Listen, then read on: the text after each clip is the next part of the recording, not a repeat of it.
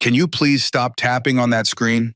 Some of us paid for first class to actually work, not to listen to children playing games. Bradley Thompson's voice sliced through the quiet hum of the first-class cabin, drawing several glances from nearby passengers. Delta Flight 1829 from Atlanta to San Francisco had been airborne for exactly 90 minutes. The Boeing 787 Dreamliner cut through the morning sky at 37,000 feet, its first-class cabin bathed in natural light from electronically dimmed windows. The cabin's exclusive atmosphere was designed for comfort and luxury, wide leather seats arranged in a 1-2-1 configuration, each with direct aisle access, personal entertainment screens, and enough space to work comfortably. The faint scent of fresh brewed Starbucks Reserve coffee mingled with the subtle notes of Bulgari amenity kits recently distributed by the cabin crew. The cabin housed 16 passengers this morning, mostly executives in tailored suits, heading to the annual Tech Summit conference in Silicon Valley. Copies of the Wall Street Journal and Financial Times rested on several tray tables next to MacBook Pros and Microsoft Surface laptops. AirPods Max and Bose 950 headsets insulated many passengers from the ambient cabin sounds, except for Bradley Thompson, who had removed his headset specifically to confront the source of his irritation. 11-year-old Marcus Jackson looked up from his iPad Pro, momentarily startled by the harsh tone from the man across the aisle in seat 3A. Marcus occupied seat 3C, his father's empty seat 3D beside him. Dr. Elijah Jackson had excused himself to use the business class restroom 5 minutes earlier, leaving Marcus absorbed in his work. "I'm sorry, sir," Marcus responded, his voice calm and measured despite the interruption. "I'll try to be quieter." His fingers paused over the complex code displayed on his screen. The structural engineering simulation temporarily frozen mid-calculation. Bradley Thompson, Executive Vice President at Thompson Financial, narrowed his eyes at the boy. His crisp Navy Tom Ford suit, $4,800, contrasted with his reddening face. The Rolex Daytona on his wrist caught the cabin light as he gestured dismissively. An empty Macallan 18 glass sat on his tray table, his third since takeoff at 7:15 a.m. A Bloomberg terminal app displayed on his tablet showed market projections in glowing red and green patterns, temporarily forgotten as he focused on the perceived disruption. "What's a kid even doing in first class?" Bradley muttered, just loud enough for those nearby to hear. He straightened his Hermes tie with manicured fingers that sported a platinum wedding band and class ring from Princeton, probably using his mom's frequent flyer points. The casual assumption about Marcus's family structure and access to resources hung in the air. Sophia Rodriguez, the lead flight attendant for first class, approached with practiced professionalism. At 29, she handled the premium cabin with the perfect balance of attentiveness and discretion that had earned her the coveted route. "Is everything all right here?" she asked, her Delta uniform perfectly pressed despite the early flight. The subtle Tiffany pin on her lapel, a 5-year service recognition, gleamed under the cabin lights. "Fine," Bradley responded curtly.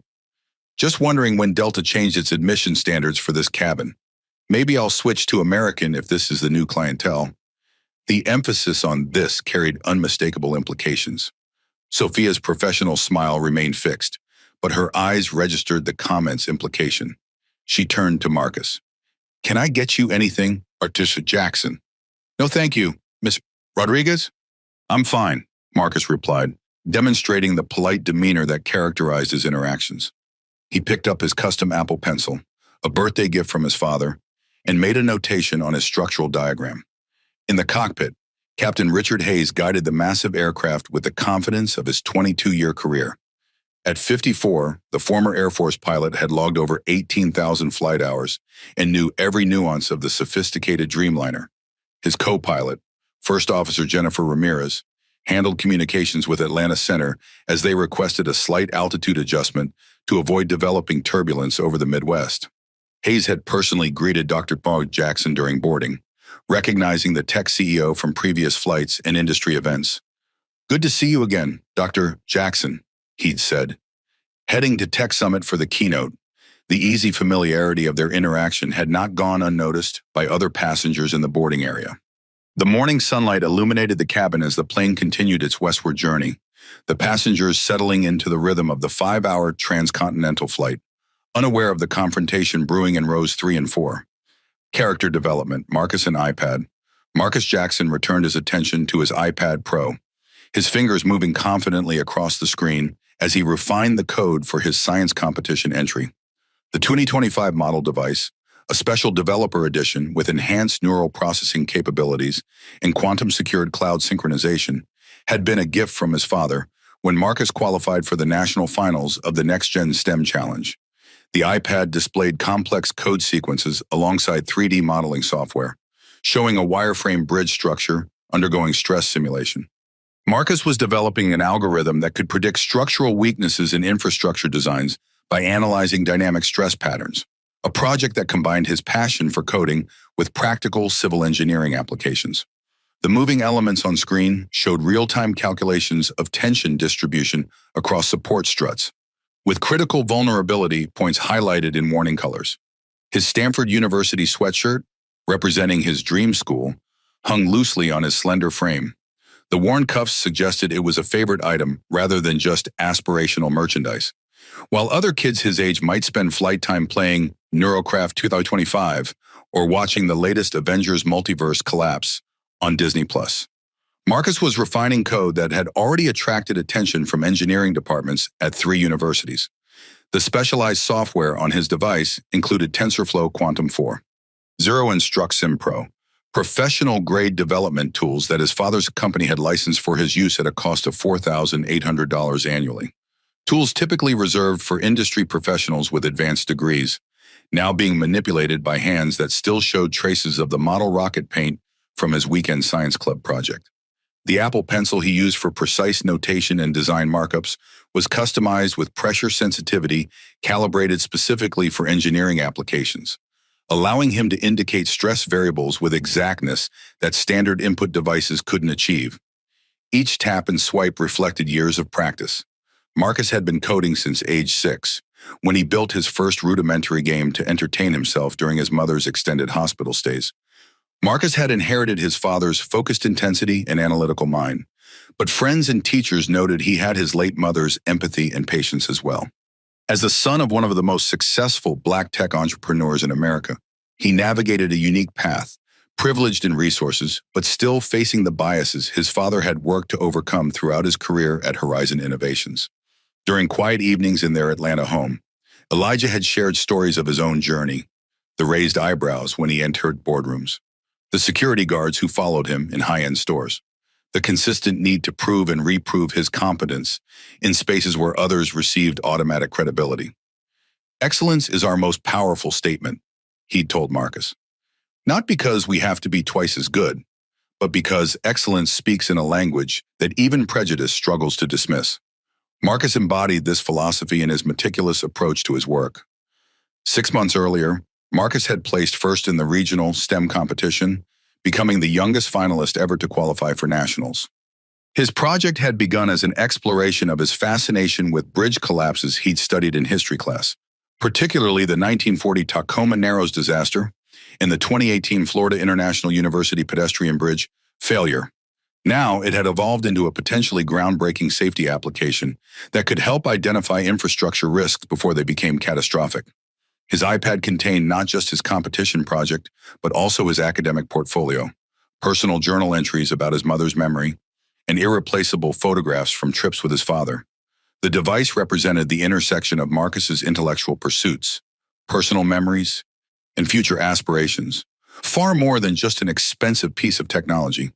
As he adjusted a parameter in his stress calculation algorithm, Marcus felt a small surge of excitement seeing the simulation respond with improved accuracy. This wasn't just a school project for him, it was the beginning of what he hoped would be a career creating technology that could save lives. The quiet satisfaction of solving complex problems provided a sense of connection to both his father's work and his mother's compassionate legacy. Bradley Thompson tapped his Mont Blanc Meisterstu CK fountain pen $1,200 against his Smithson leather portfolio with growing irritation. The quarterly projections spreadsheet on his MacBook Pro demanded his attention, but his focus kept shifting to the boy across the aisle. Something about the child's presence in first class, particularly a Black child traveling in seemingly expensive clothes, disrupted Bradley's expectation of his carefully curated travel experience. "Excuse me," Bradley called to Sophia as she passed with fresh towels.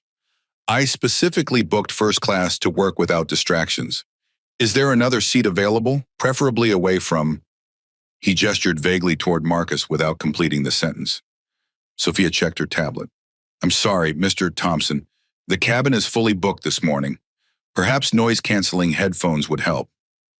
We have premium ones available for first-class passengers. I have my own, Bradley replied tersely, pointing to his discarded AirPods Max. But they can't block out all the disruptions. His eyes flicked meaningfully toward Marcus, who continued working quietly. A woman in 2B, Dr. Laura Hernandez, a neurosurgeon traveling to a medical conference in San Francisco, glanced up from her journal article on cerebral ischemia with a frown but said nothing. Her Cedars-Sinai Medical Center ID badge was partially visible on her lanyard. Bradley pulled out his iPhone 17 Pro and made a call, speaking loudly enough for nearby passengers to hear. Jim. Yeah, it's Brad. Listen, about that DEI initiative the board is pushing, I'm living it right now in first class. And let me tell you, it's exactly the disruption I warned about. Some standards just shouldn't be compromised for the sake of optics. The comment caused Dr. Hernandez to look up again, her frown deepening as she caught Marcus's eye briefly. The boy showed no reaction, maintaining his focus on his work. Sophia approached again with a fresh scotch Bradley had requested. The Macallan 18 amber liquid caught the light as she carefully placed it on his tray. It wasn't yet 9:30 a.m. Perhaps a bit early for a third, sir, she suggested discreetly. I know my limits, Bradley snapped, taking the glass. And I know what I'm entitled to as a diamond medallion passenger paying $3,700 for this seat. His eyes drifted again to Marcus, who remained absorbed in his work. Headphones now in place. Bradley's expression soured further. What's a kid doing that's so important anyway? He asked no one in particular, though his voice carried, probably just playing Fortnite Quantum or whatever instead of learning some actual skills. When I was his age, I was delivering newspapers, not being pampered in first class. Dr. Hernandez finally spoke up. Some might argue that coding structural engineering solutions is an actual skill, she said mildly before returning to her medical journal. Bradley's face flushed at the gentle rebuke. You can actually see what he's doing from there, he challenged. I can see a structural simulation model from here, she replied without looking up. My brother is a civil engineer. Bradley redirected his attention to his laptop, but continued muttering about affirmative action seating policies, just loud enough for those nearby to hear. His fingers jabbed aggressively at his keyboard, composing an email to his executive assistant. Need info on Horizon Innovations before SF meeting. Potential competitor in AI infrastructure space. A young South Asian man in 4B, Michael Patel, a software developer for Oracle, discreetly adjusted his position, angling his phone to capture Bradley's behavior on video without being obvious about it. His TikTok app was open and ready to record. Where's your parent anyway? Bradley finally addressed Marcus directly after removing his headphones. Or did they just drop you off in first class and head back to economy? The implication that Marcus couldn't possibly belong to the first-class cabin without special accommodation hung in his tone. Marcus looked up, startled by the direct confrontation. My father went to use the restroom, sir. He should be back shortly. His voice remained steady despite the obvious hostility. Convenient, Bradley scoffed. And what exactly is so important on that fancy iPad? Your dad buy that for you too. The question carried clear assumptions about how a young black man would acquire such expensive technology. I'm working on my science project, sir, Marcus replied calmly. For a national competition. Right, Bradley laughed, glancing around as if inviting others to join his skepticism. National Video Game Championship. I'm sure. Just keep it down. Some of us are doing real work here.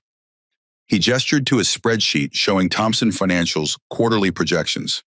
Sophia appeared again, her professional demeanor intact but her eyes communicating concern. Mr. Thompson, I need to ask you to lower your voice. We have passengers trying to rest.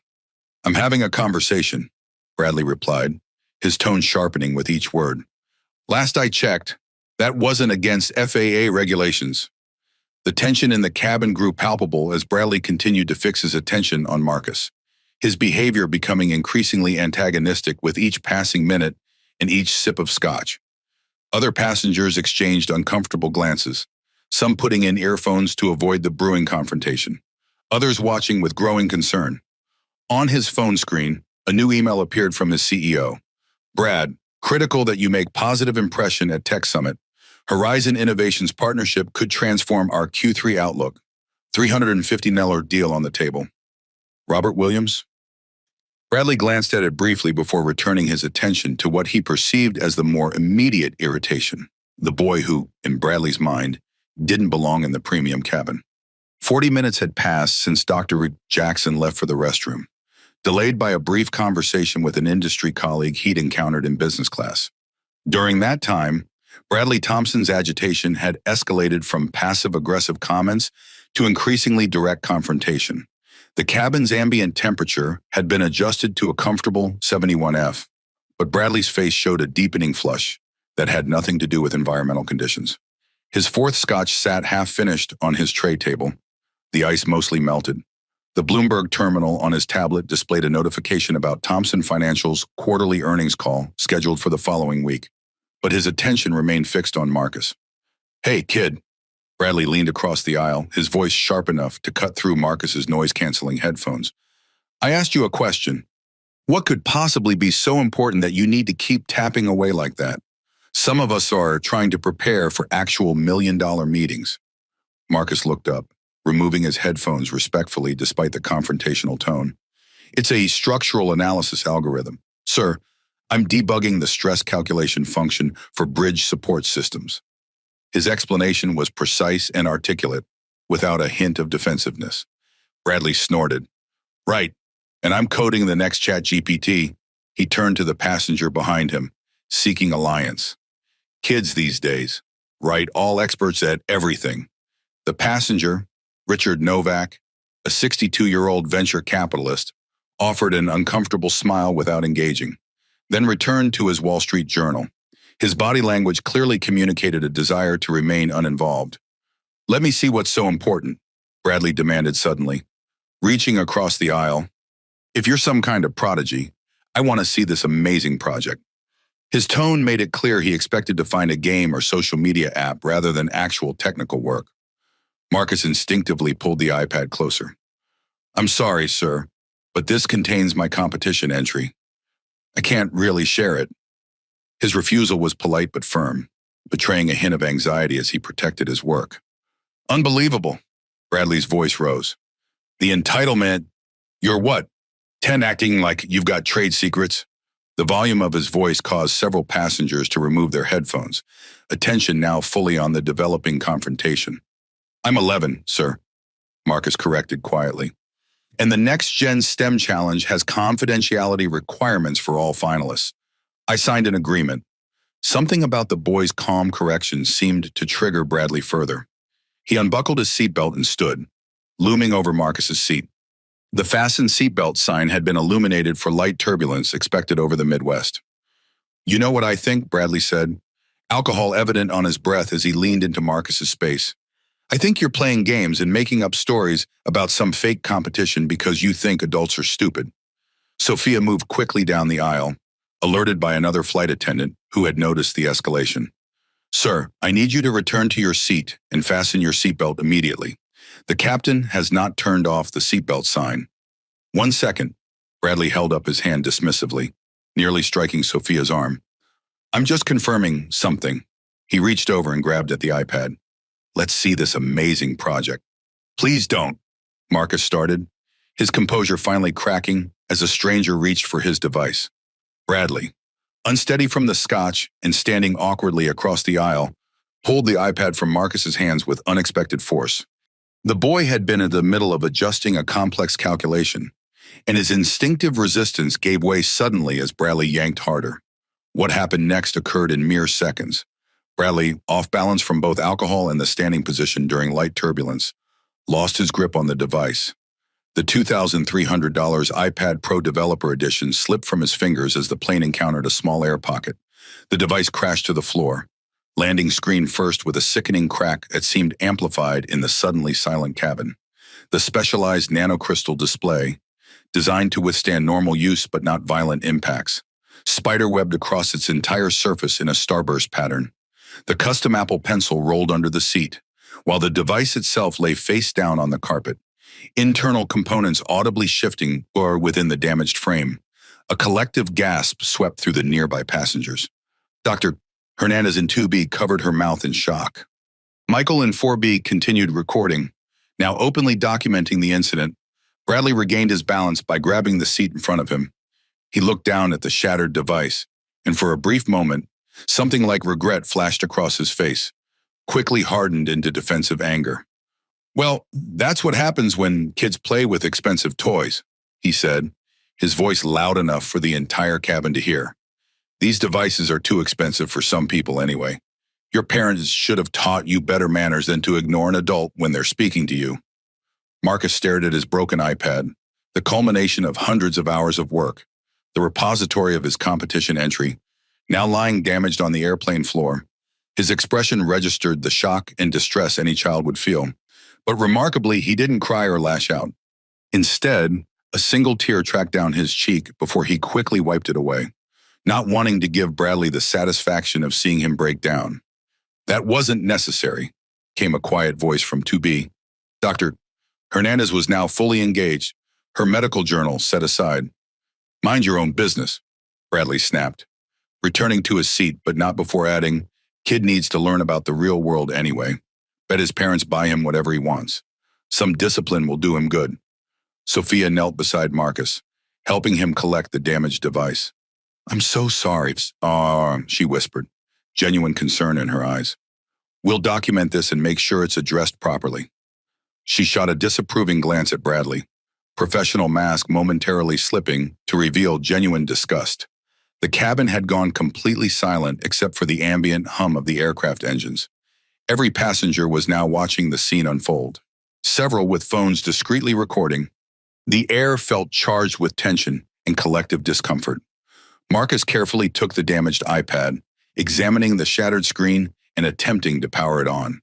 The display flickered weakly, showing distorted fragments of his project before going black completely. The months of work, the competition entry, the irreplaceable photographs, all potentially lost in a moment of senseless aggression. "The backup," he murmured to himself, trying to maintain composure as his hands trembled slightly. "Please let the cloud backup have completed." He reached for his phone to check his iCloud account, the slight shake in his fingers the only outward sign of his distress. In row 5, an elderly white couple exchanged whispered comments. "Absolutely disgraceful," the woman said, loud enough to carry. "Someone should say something." Her husband nodded in agreement, his expression troubled by what they had witnessed. Bradley Thompson, momentarily sobered by the physical consequences of his actions, busied himself with his laptop, avoiding eye contact with other passengers whose judgment he could feel without looking up. For the first time, a flicker of uncertainty crossed his face. Not yet remorse, but the dawning realization that his behavior might have crossed a line from assertiveness into something uglier and potentially consequential. "Sir, I need you to remain in your seat with your seatbelt fastened." Sophia's tone had shifted from hospitality to authority as she addressed Bradley. The formal language established a clear boundary that hadn't existed in her earlier interactions.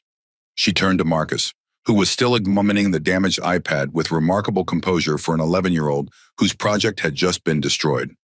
"Let me document this damage," Sophia said gently, taking photos of the broken device with her company tablet. The shattered glass caught the cabin lights in a spiderweb pattern of cracks radiating from the impact point. "Can you tell me exactly what happened?" Before Marcus could respond, Bradley interjected from across the aisle. "The kid wasn't watching what he was doing. I barely touched it, and he dropped it." His voice carried a defensive edge that hadn't been present during his earlier confrontational behavior. Several passengers exchanged glances at this blatant mischaracterization. An older woman in 1A, Margaret Wilson, a retired judge, shook her head visibly. Michael Patel in seat 4B continued recording, now openly filming with his phone held at eye level, making sure to capture both Bradley's comments and the damaged device. "That's not what happened," Marcus said quietly, his voice steady despite the emotion evident in his eyes. "Mr. Thompson grabbed my iPad from my hands without permission, and then he dropped it." "He's exaggerating," Bradley scoffed, though his eyes darted around the cabin, newly aware of the multiple witnesses. It's just a toy anyway. Kids are always dramatic about their gadgets. It's not a toy, Marcus replied, his voice finally betraying a slight tremor. This iPad has my project for the next-gen STEM national finals. I've been working on it for 7 months. Sophia's eyes widened slightly. The national science competition? That's impressive. Her genuine response contrasted sharply with Bradley's dismissive attitude. Allegedly, Bradley muttered, though doubt had begun to creep into his expression as he registered the specificity of Marcus's claim. Dr. Hernandez leaned forward. I read about that competition in Scientific American last month. The finalists are doing remarkable work in sustainable technology and infrastructure solutions. Her medical credentials lent credibility to her recognition of the competition. Marcus carefully placed the shattered device on his tray table. My algorithm analyzes infrastructure stress points to prevent bridge collapses. I had just finished debugging the main calculation function. His voice cracked slightly, the professional explanation giving way to personal loss. I don't know if the last changes were backed up to the cloud. The gravity of what had been destroyed began to register with the other passengers. This wasn't just an expensive device, but potentially groundbreaking work by a young scientist, work with implications for public safety and infrastructure resilience. Bradley, sensing the shift in the cabin's atmosphere, attempted to redirect. Look, accidents happen. Here. He pulled out his wallet and extracted a $50 bill, holding it out between 2 fingers like he was tipping a valet. This should cover it, more than enough for a screen repair. The insulting inadequacy of the offer hung in the air. Several passengers visibly winced. Sir, a new iPad Pro Developer Edition costs over $2,000, Sophia informed him, her tone professional but cool. And that doesn't account for any specialized software or lost work. $2,000, or Bradley laughed incredulously. For a kid's tablet, come on! He kept the 50 extended, as if persistence would make the offer more reasonable. Marcus ignored the money, instead attempting to connect his damaged device to his phone, desperately trying to verify if his project was recoverable. His fingers moved with practiced precision despite his distress, navigating recovery options that most adults wouldn't understand. The specialized development software alone costs $4,800. He explained to Sophia, not looking up from his work. It was licensed through my father's company for the competition. Bradley's eyebrows raised at the mention of a company, but remained dismissive. Well, I'm being more than generous here. $50 for a screen crack is fair. He paused, then added with a smirk, you people always expect handouts. The phrase you people rippled through the cabin like an electric current. Richard Novak in 2A visibly stiffened. Margaret Wilson in 1A removed her reading glasses, her attention now fully engaged. Michael's TikTok recording captured the moment perfectly. I'd like to speak with the captain, Marcus said suddenly, his voice stronger now as he seemed to make a decision. This is destruction of property, and I need to report it officially. Bradley's face darkened. Are you threatening me over an accident? His voice rose again, drawing attention from passengers in the business class section beyond the divider. It wasn't an accident, Marcus replied simply. You took my property without permission and destroyed it. That's not an accident. The maturity and clarity in the 11-year-old's response seemed to unsettle Bradley more than any emotional outburst might have. For the first time, uncertainty flickered across his face as he realized this child was not behaving as expected. Sophia nodded. I'll inform Captain Hayes about the situation. She paused, then added with deliberate emphasis, and I believe Dr. Jackson will be returning shortly. The mention of Dr. Jackson seemed to register with Bradley, but before he could inquire further, Sophia had already moved toward the cockpit to brief the captain on the escalating situation. Marcus returned his attention to recovery efforts, connecting a small emergency backup drive from his backpack to his phone. His technical knowledge, evident in the methodical troubleshooting approach, further contradicted Bradley's assumptions about a child simply playing games. Around the cabin, passengers engaged in hushed conversations. The incident had transformed the usual disconnected anonymity of air travel into a collective witnessing of something troubling. Judgments were being formed, social media posts drafted, and ethical lines drawn, all while a young boy attempted to salvage months of work from a deliberately damaged device. Michael's TikTok post, captioned, entitled Passenger Destroys Black Kids STEM Project, then offers $50 #first class racism, had already begun uploading to the plane's Wi-Fi, the first digital ripple of what would soon become a much larger wave. The subtle shift in cabin atmosphere was immediately apparent to Dr. Elijah Jackson as he returned from the business class restroom. Conversations had hushed, and several passengers glanced in his direction with expressions ranging from curiosity to relief. A flight attendant he hadn't spoken with earlier gave him a look of recognition tinged with concern. Elijah's stride was purposeful but unhurried as he moved through the aisle. His tailored charcoal Tom Ford suit and subtle Patek Philippe Aquanaut watch, marking him as a man accustomed to executive environments without needing to announce it. At 42, he carried himself with the quiet confidence that came from building Horizon Innovations from a startup in his garage to a $4.2 billion technology company specializing in AI infrastructure solutions. His presence commanded respect without demanding it, a skill refined through years of boardroom negotiations and investor meetings where he was often the only Black executive at the table.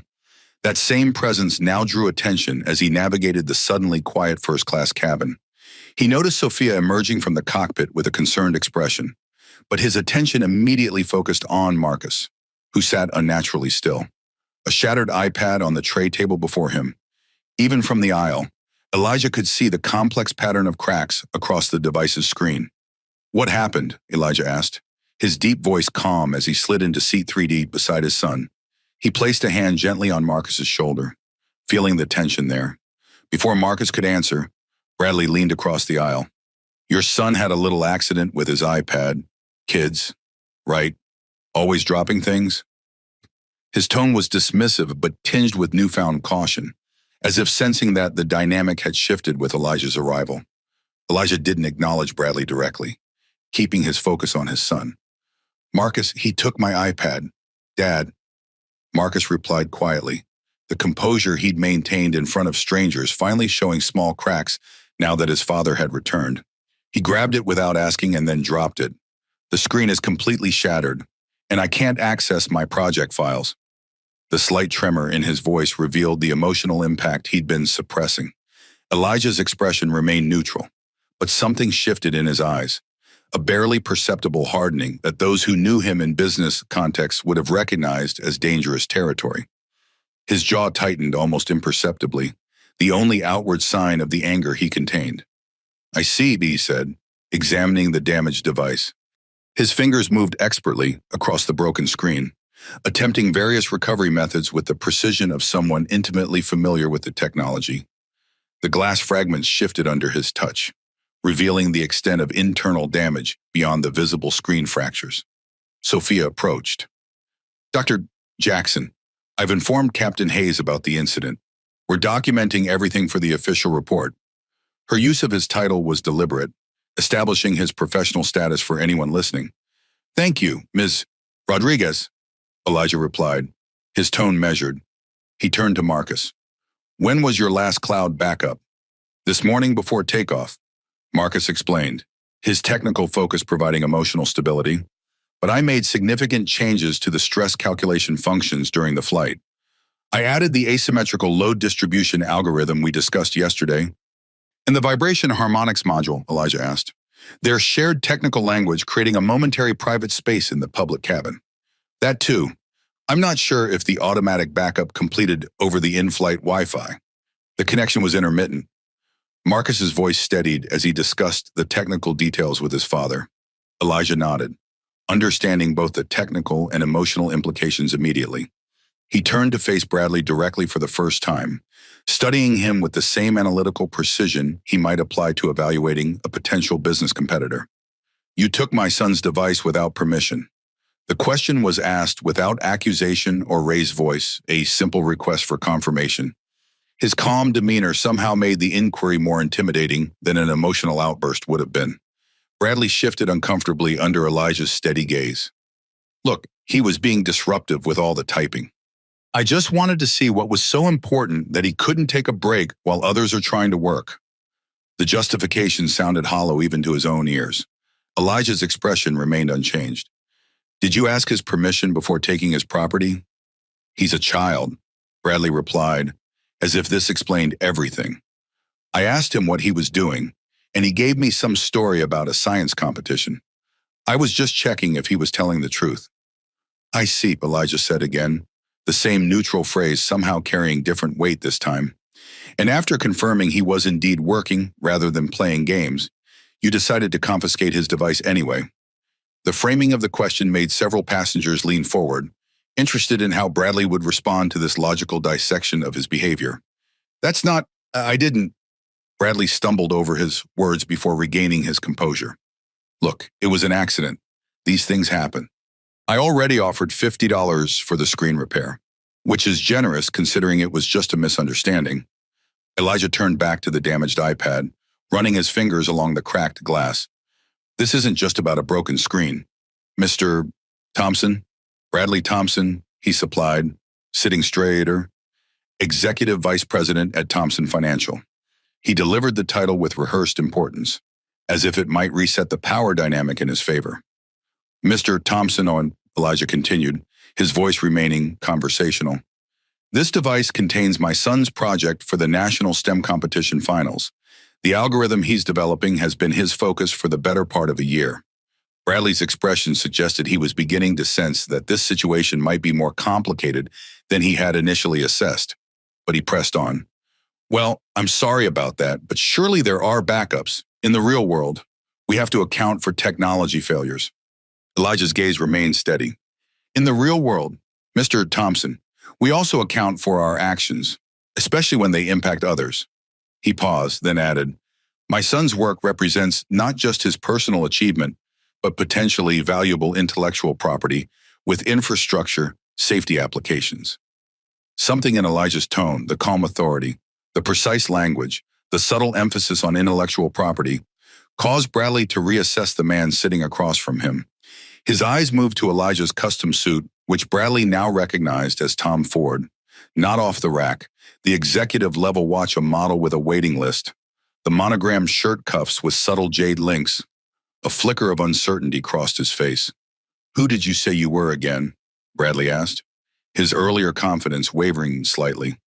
Before Elijah could respond, Captain Hayes' voice came over the intercom. Ladies and gentlemen, this is your captain speaking.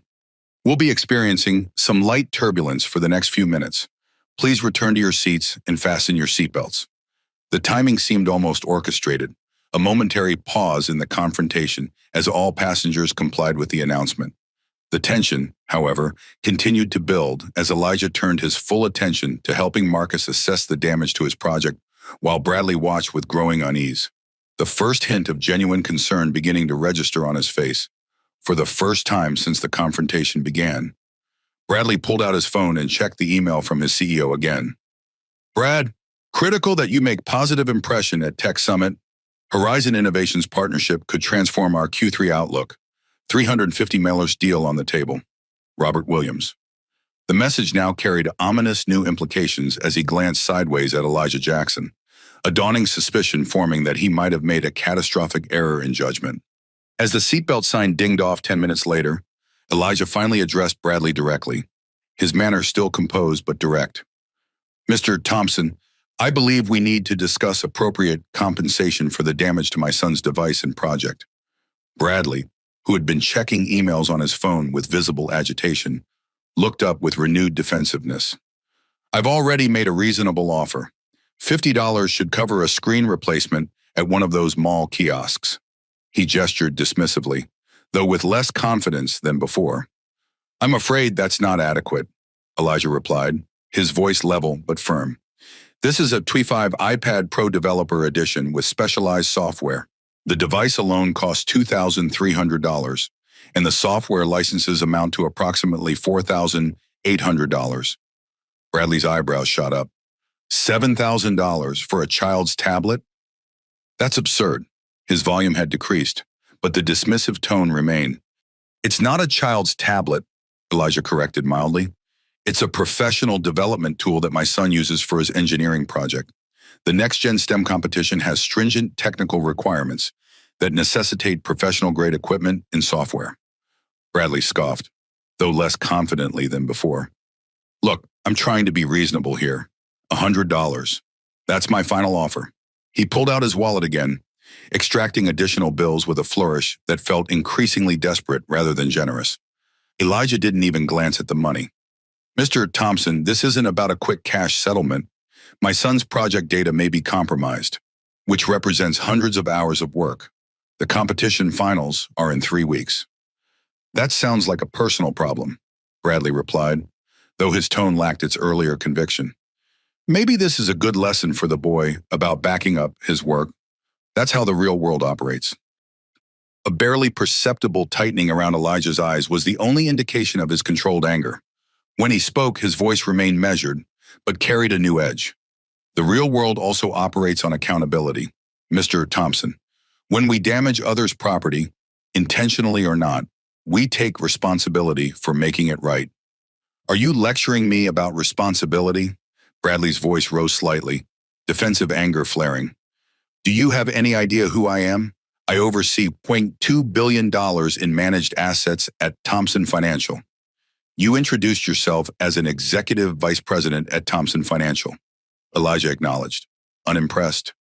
"Which makes your behavior all the more surprising. I would expect a corporate executive to understand professional conduct and property rights." Something in Elijah's measured response seemed to further aggravate Bradley. "And what exactly do you do that qualifies you to judge my conduct?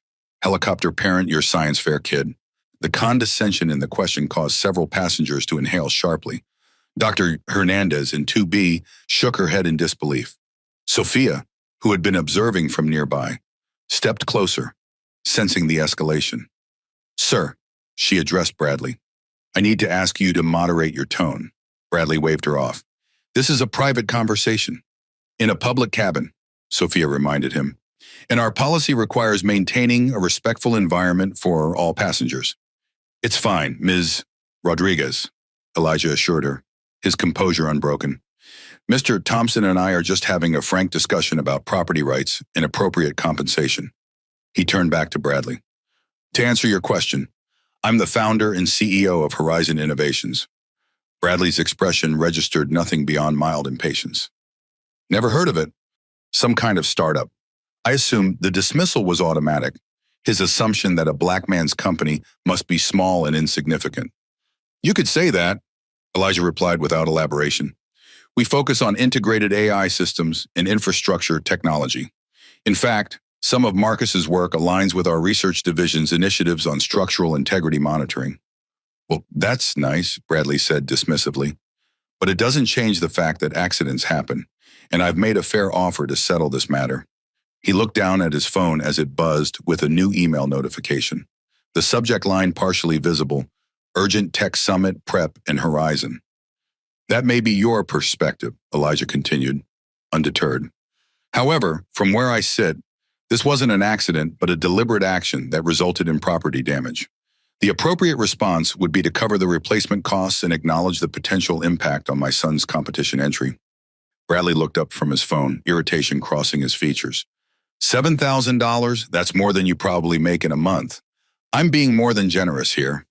The comment hung in the air, revealing assumptions that caused several nearby passengers to exchange glances of disbelief. Elijah's expression didn't change, but his response came after a calculated pause. "I appreciate your concern about my finances, Mr. Thompson, but I assure you that's not an issue. What concerns me is the principle and the example being set for my son about how adults handle their responsibilities." The measured response seemed to unsettle Bradley more than anger would have.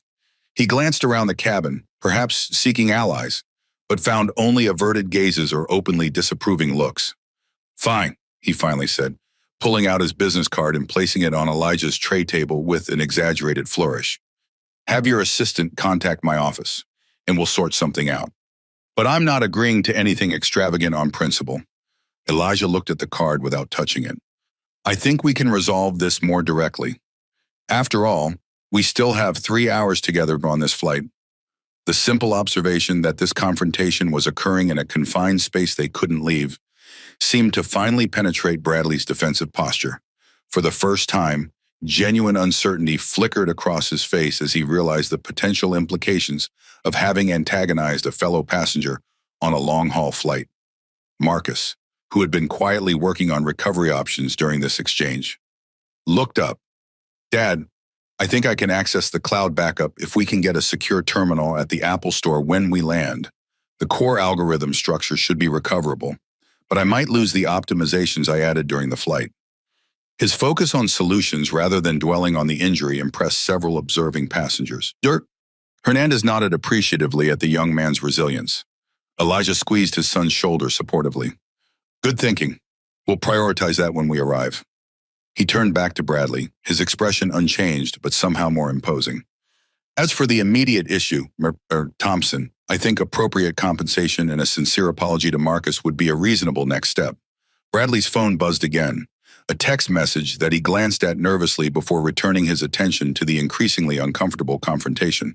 Whatever he saw on the screen seemed to increase his agitation. Look, he said, his tone shifting from dismissive to cautious. Maybe I reacted too strongly. Let me cover the cost of the screen repair. $500 should take care of it. He reached for his wallet again, but the gesture now seemed desperate rather than magnanimous. The issue isn't just the screen, Elijah replied. It's the potential data loss, the specialized components, and frankly, the principle of the matter. Bradley's expression hardened again. I don't appreciate being squeezed for money over a simple accident. And my son didn't appreciate having his property seized and destroyed, Elijah countered, his tone still remarkably even. Actions have consequences. Mr. Thompson, that's not squeezing, that's accountability. The standoff continued, tension building in the cabin as passengers watched the power dynamics shift in real time. What Bradley had initiated as an assertion of authority over a child had transformed into a confrontation with a man whose composed confidence made Bradley's bluster seem increasingly hollow. The atmosphere in the first-class cabin shifted when Captain Hayes himself emerged from the cockpit during a stable cruising period, handing control to First Officer Ramirez. His appearance in the passenger cabin was unusual. Captains typically remained on the flight deck except for scheduled breaks. His presence suggested the incident had been escalated beyond routine passenger disagreements. Captain Hayes, in his crisp uniform with 4 gold stripes on the sleeves, approached row 3 with the confident bearing of someone accustomed to command. At 54, his silver-flecked hair and weathered features reflected decades of professional flying experience. Dr. Jackson, Hayes addressed Elijah directly, approaching row 3. I was informed about the situation with your son's device. Is there anything we can do to assist the use of Dr. Jackson? And the captain's deferential tone caused Bradley to glance up sharply from his phone, where he'd been typing furiously to his executive assistant. Thank you, Captain Hayes, Elijah responded. We're still assessing the damage, but I appreciate your concern. Of course, Hayes nodded. Horizon has been a valued partner with Delta for years. Your AMI traffic optimization system has revolutionized our operations. The least we can do is ensure this matter is properly addressed. Bradley's expression shifted subtly at the mention of Horizon again, this time in connection with a corporate partnership with a major airline. His eyes narrowed as he processed the implications, fingers pausing over his phone keyboard. I didn't realize you were on this flight, Jackson, Hayes continued. Are you heading to the Tech Summit keynote? Yes, I'm delivering the opening address on Thursday, Elijah confirmed. Discussing the integration of quantum-secured AI in critical infrastructure management. The casual exchange contained information that caused Bradley to pale visibly. The Tech Summit keynote was reserved for industry leaders of the highest caliber, with CEOs of companies like Microsoft, Oracle, and Tesla having filled the role in previous years. Hayes nodded knowingly. My brother works in civil engineering. He's been following your company's infrastructure monitoring initiatives closely, says they'll transform how we maintain bridges and tunnels nationwide. That's the goal, Elijah replied. Interestingly, Marcus's competition project ties directly to that initiative. He's developed an algorithm that could significantly improve early detection of stress patterns. As Captain Hayes returned to the cockpit after promising to have the ground team ready upon arrival, a passenger from seat 2A, an older gentleman named Richard Novak, turned toward Elijah. Excuse me, he said, but aren't you Elijah Jackson, the Horizon CEO speaking at Tech Summit? His tone carried recognition and respect. Elijah nodded politely. Yes, that's right, Richard smiled broadly. Your quantum encryption protocol is revolutionizing our entire security infrastructure. I'm with Westlake Systems.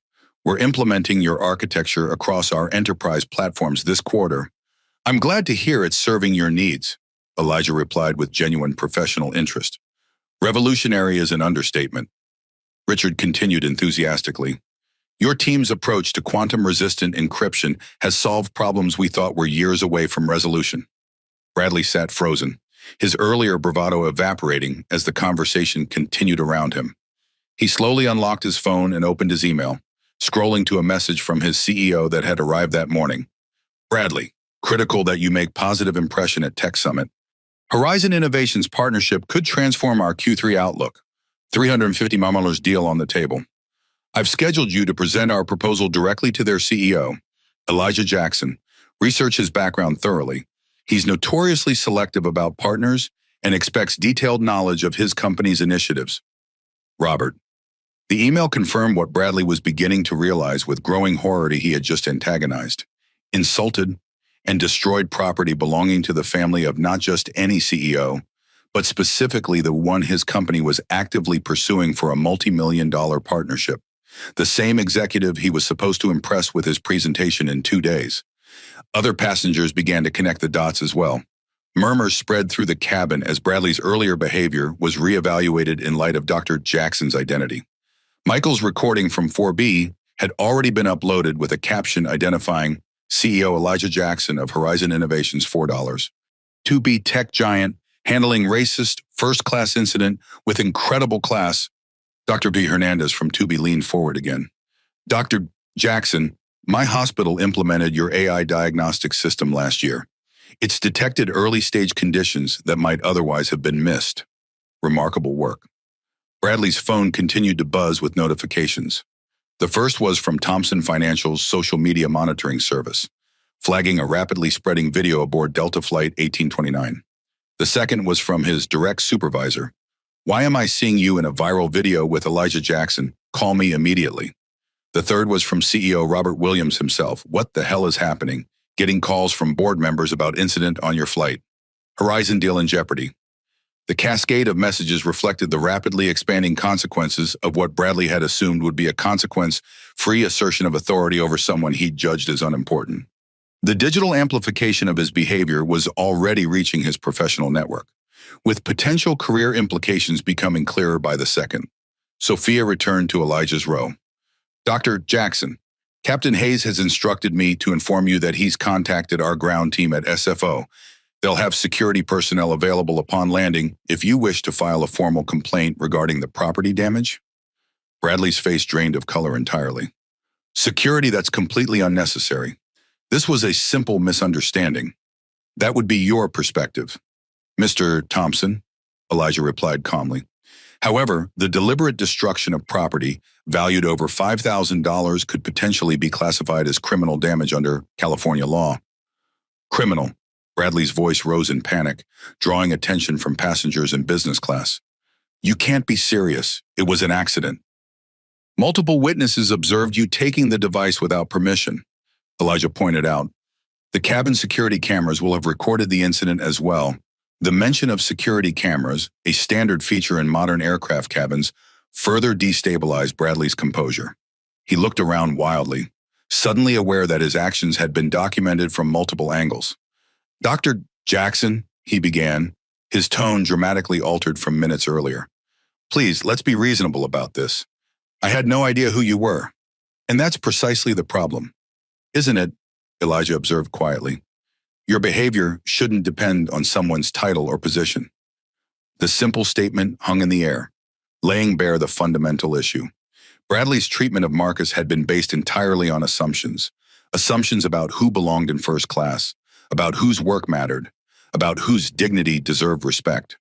Assumptions now proving catastrophically wrong, not just morally but professionally. I'd like to make this right, Bradley said, desperation evident in his voice. Whatever it costs to replace the device, whatever your son needs for his project, please just tell me what you want. Elijah regarded him thoughtfully. What I want, Mr. Thompson, is for my son to learn that actions have consequences, that respect is fundamental regardless of perceived status, and that justice doesn't depend on who you know or what you own. He paused. But we can start with full replacement of the damaged property and a sincere apology to Marcus. Bradley's phone buzzed again with another message from his CEO. This one simply reading, "Fix this, whatever it takes." The directive reflected a growing corporate panic that mirrored Bradley's personal distress as the professional implications continued to expand beyond the confines of the aircraft cabin. As Bradley struggled to formulate a response that might salvage both the situation and his career, the plane entered the final 2 hours of its journey to San Francisco, where representatives from both Horizon Innovations and Thompson Financial would be waiting at the gate, alerted by the social media firestorm that had already escaped the aircraft's confines. "Jackson, please." Bradley's voice had lost all its previous arrogance, replaced by barely concealed panic. The transformation was remarkable, from dismissive condescension to desperate accommodation in the span of minutes. "I completely misunderstood the situation. Let me fix this immediately." He fumbled with his wallet, extracting a black American Express Centurion card with trembling fingers. The metal card caught the cabin light as he extended it across the aisle. "Please, charge whatever the full replacement costs are. Device, software, everything, I insist." Elijah didn't reach for the card. "Mr. Thompson, this isn't simply a transaction to be completed with your corporate expense account." "I understand that completely." Bradley rushed to agree, nodding vigorously. "I behaved inappropriately. It was unprofessional and unacceptable." The words tumbled out with newfound sincerity born of desperation.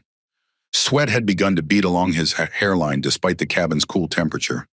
Marcus watched the exchange silently, his young face showing a maturity beyond his years as he observed the dramatic transformation in the man who had moments ago dismissed him so completely. "The thing is," Bradley continued, leaning closer and lowering his voice, "I truly didn't realize who you were. If I had known." "That's exactly the issue," Elijah interrupted quietly.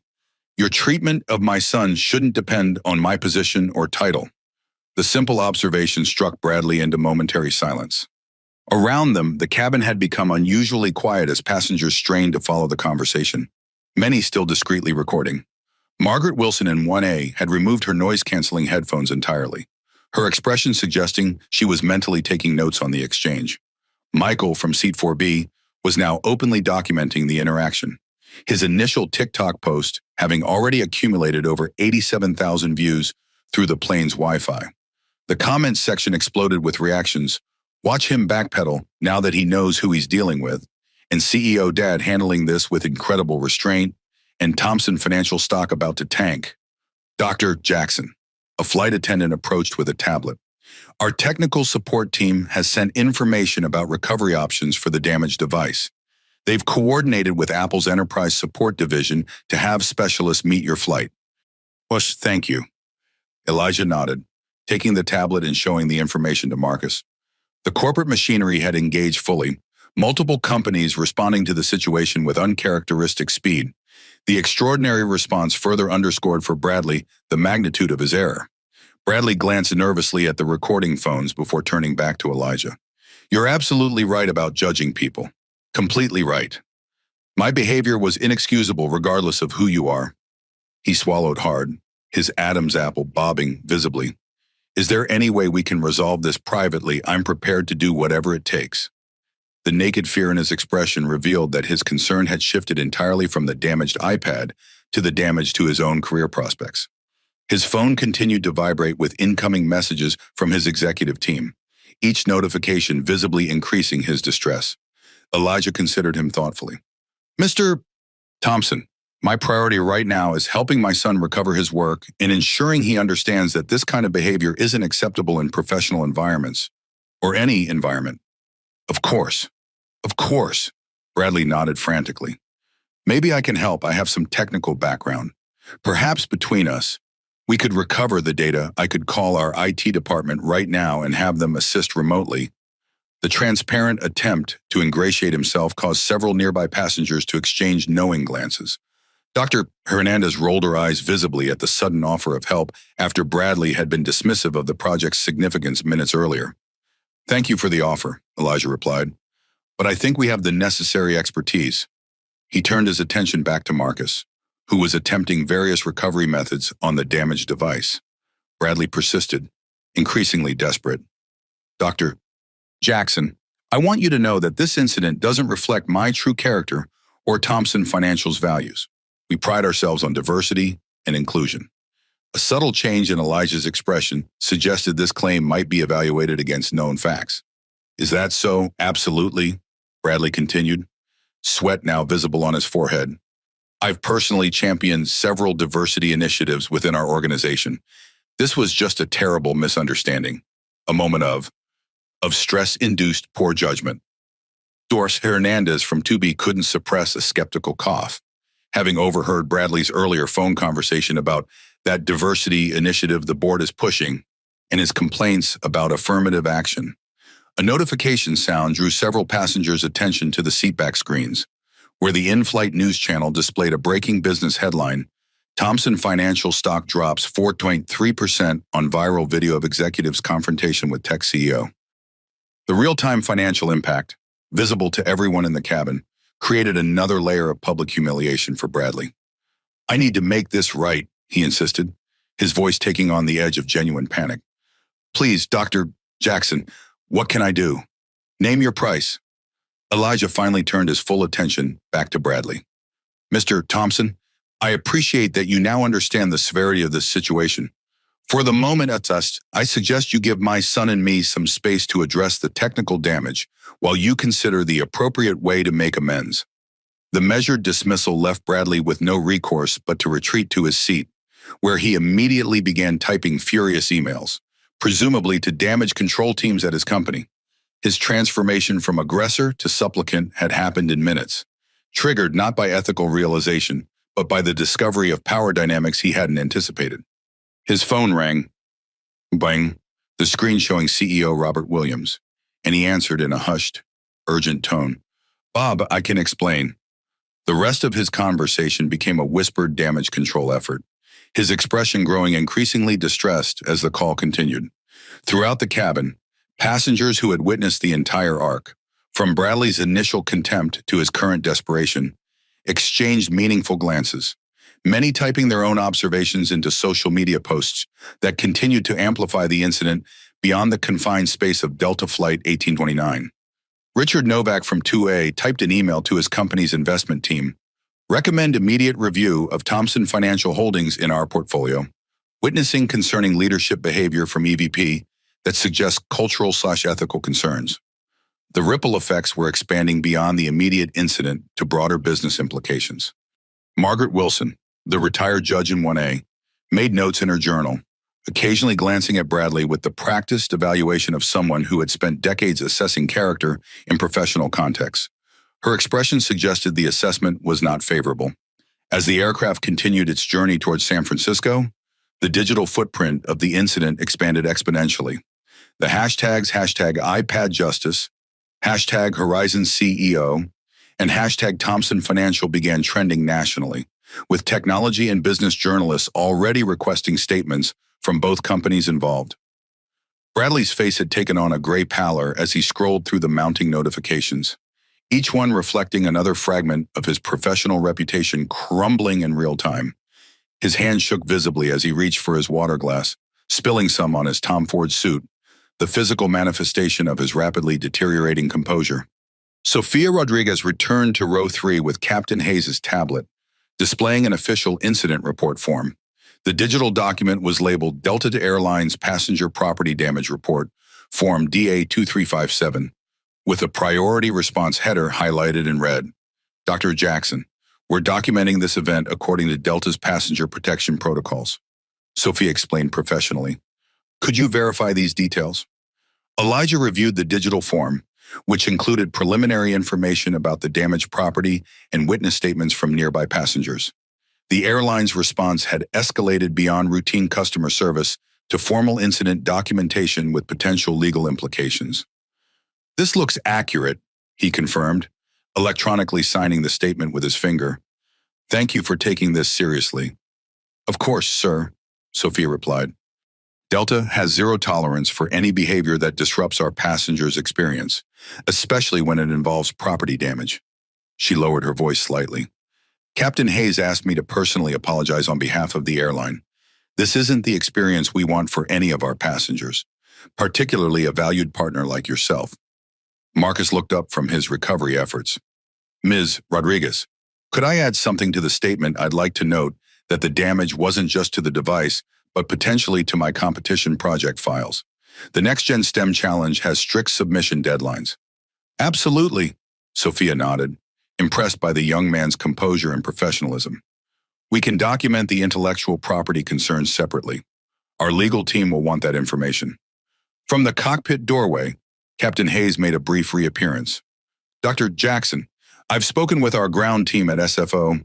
They're preparing a full response protocol for landing.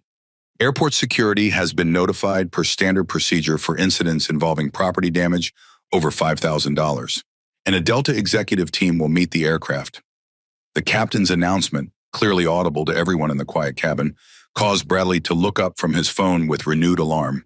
The escalating official response underscored the seriousness with which the airline was treating the incident.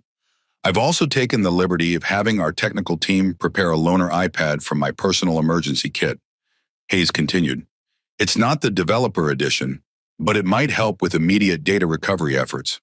That's very thoughtful, Captain, Elijah replied, though I think the specialized software we need isn't available on standard devices. Hayes nodded understanding. We've also contacted Apple's executive support team in Cupertino. Given your relationship with them through Horizon's enterprise partnership, they're preparing a response team to meet us at the gate. Their chief information security officer mentioned something about prioritized quantum-secure recovery protocols. Bradley's face registered each escalation with increasing dismay.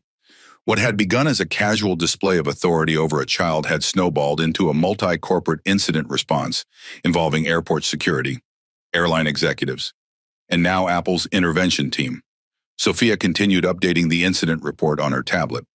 For our records, the estimated value of the damaged property is approximately $7,100. Correct. That includes both hardware and software licensing. That's correct, Elijah confirmed. Though the greater concern is the potential loss of my son's research data, the algorithm he's developing has applications for infrastructure safety monitoring. Bradley, overhearing this exchange, sank lower in his seat as the financial scope of his actions became formally documented. His phone displayed a text message visible to passengers nearby. Board emergency meeting called.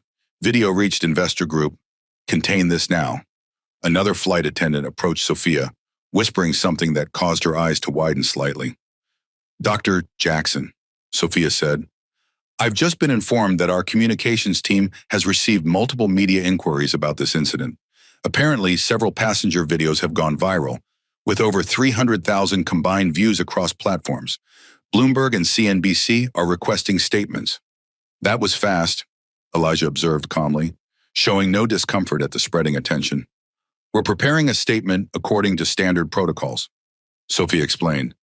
But given your position and the business implications, we wanted to coordinate with your team before releasing anything. The corporate machinery had engaged fully now. Crisis communications, executive responses, security protocols, all set in motion by a single act of prejudice that had been captured and amplified through social media. I appreciate the consideration, Elijah replied, though I'd prefer to focus on helping Marcus recover his work at the moment. My communications team will connect with yours once we land. He turned to his son. How's the recovery effort going?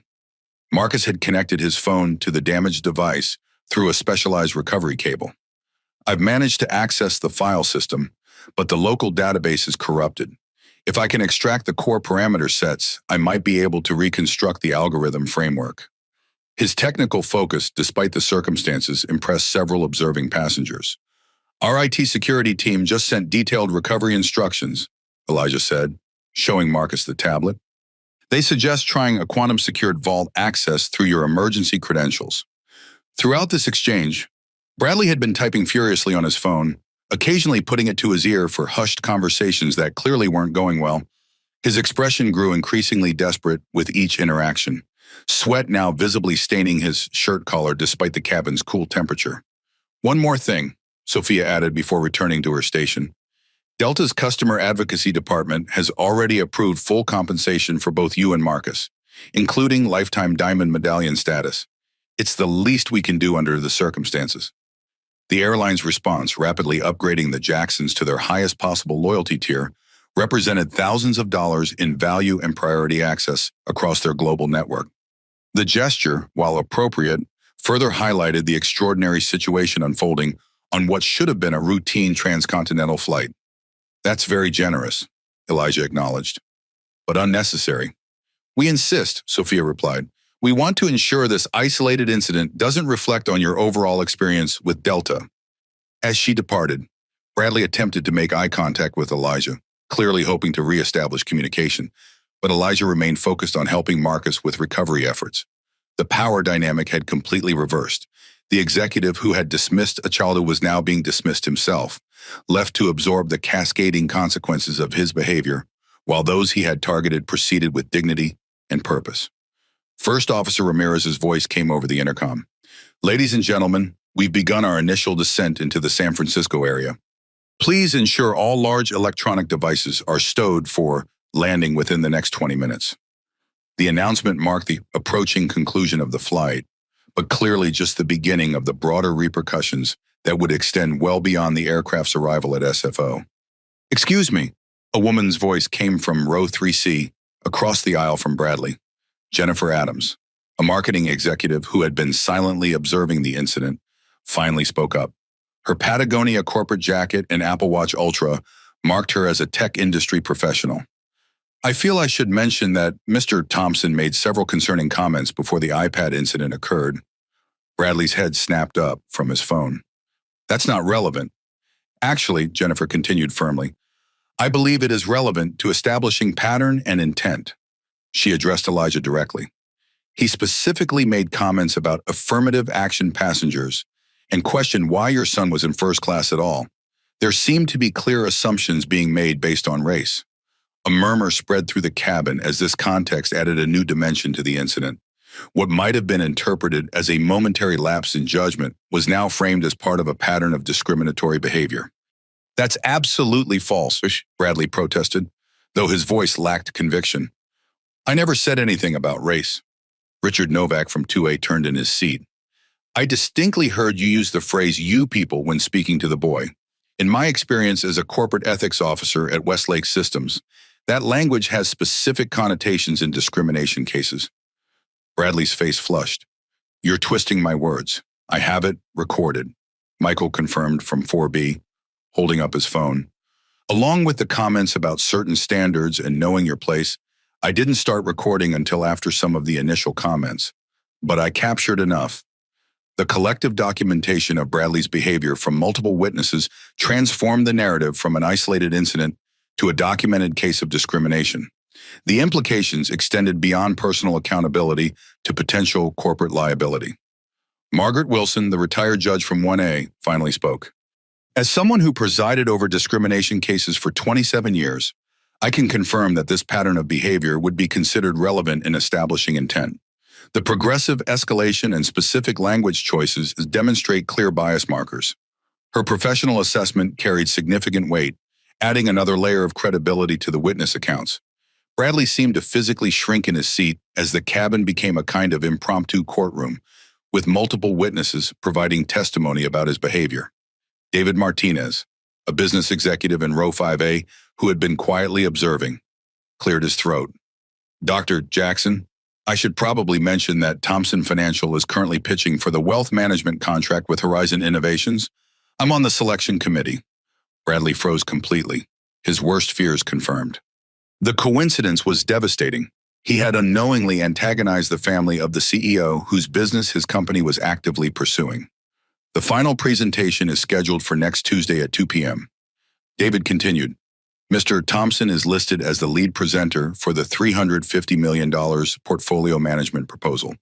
I received the briefing documents this morning." The precise figure, matching the email Bradley had received earlier, confirmed the devastating professional consequences already unfolding. His company's largest potential deal of the quarter now hung in the balance because of his behavior. "This feels like a significant conflict of interest now," David added.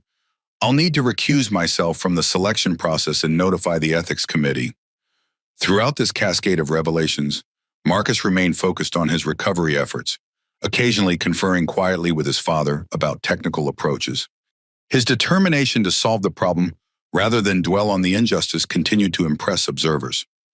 "Dad, I think I can access the cloud backup through the emergency recovery protocol," Marcus said, momentarily breaking through the tense atmosphere with his solution-oriented approach. "If we can get a secure terminal at the Apple Store when we land, I might be able to restore most of the project structure." Elijah nodded, his pride evident. "Good thinking. Let's focus on recovering what we can." This exchange, the boys' resilience and focus on solutions rather than victimhood, struck a chord with many observers.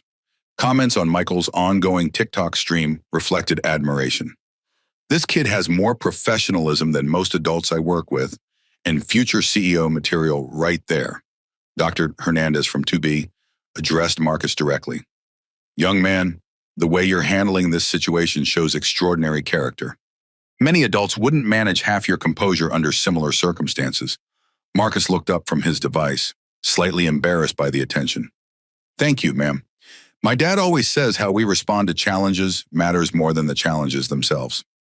The simple statement revealed the values that had been instilled in him, a sharp contrast to the entitlement Bradley had displayed.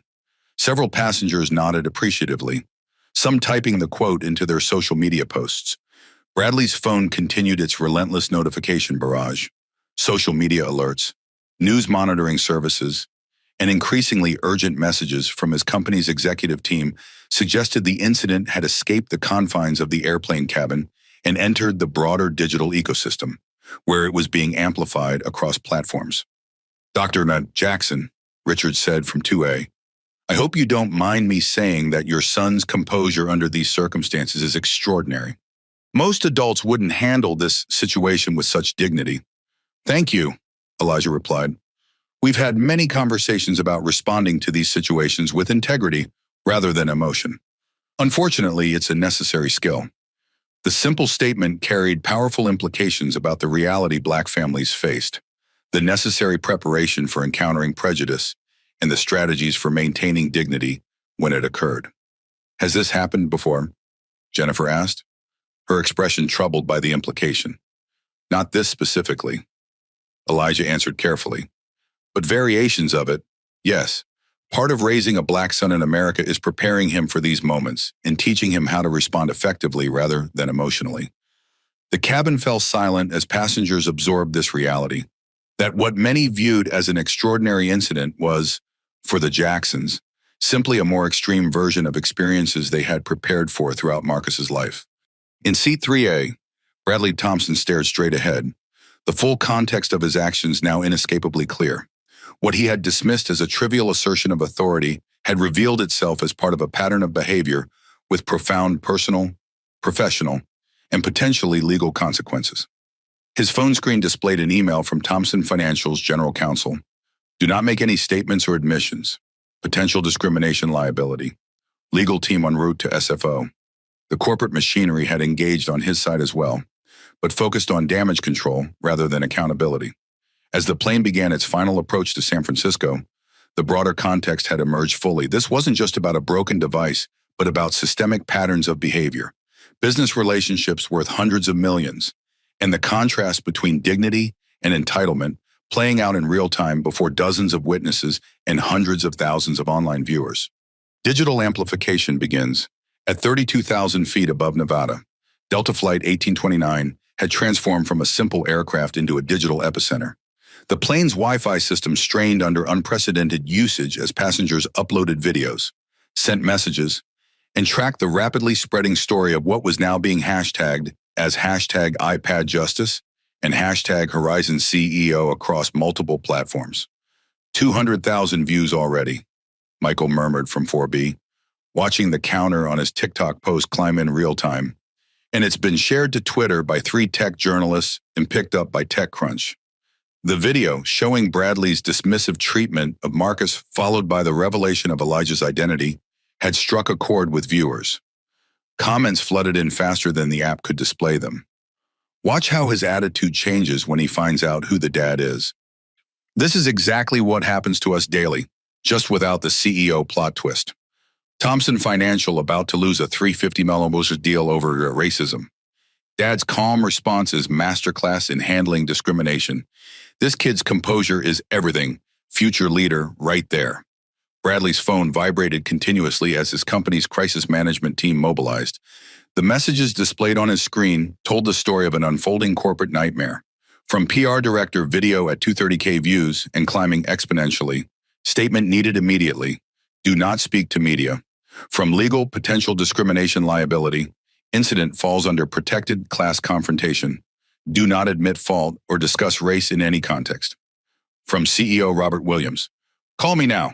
Board emergency session in progress. Horizon partnership team in complete meltdown. Bradley attempted to shield his screen from curious eyes, but his panicked expression betrayed the escalating consequences. He typed frantically, presumably crafting responses to salvage his professional reputation. The seatback screens throughout the cabin switched to the in-flight news channel, where a business news ticker displayed Breaking Thompson Financial TFI shares down 6.7% on heavy volume after viral video of executive Horizon Innovations HRZN up 2.1%.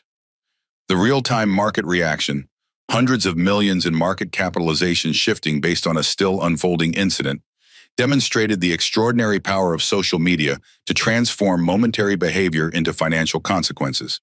Across the aisle, Marcus had connected his phone to the damaged iPad through a recovery cable, his fingers moving with practiced precision through diagnostic screens.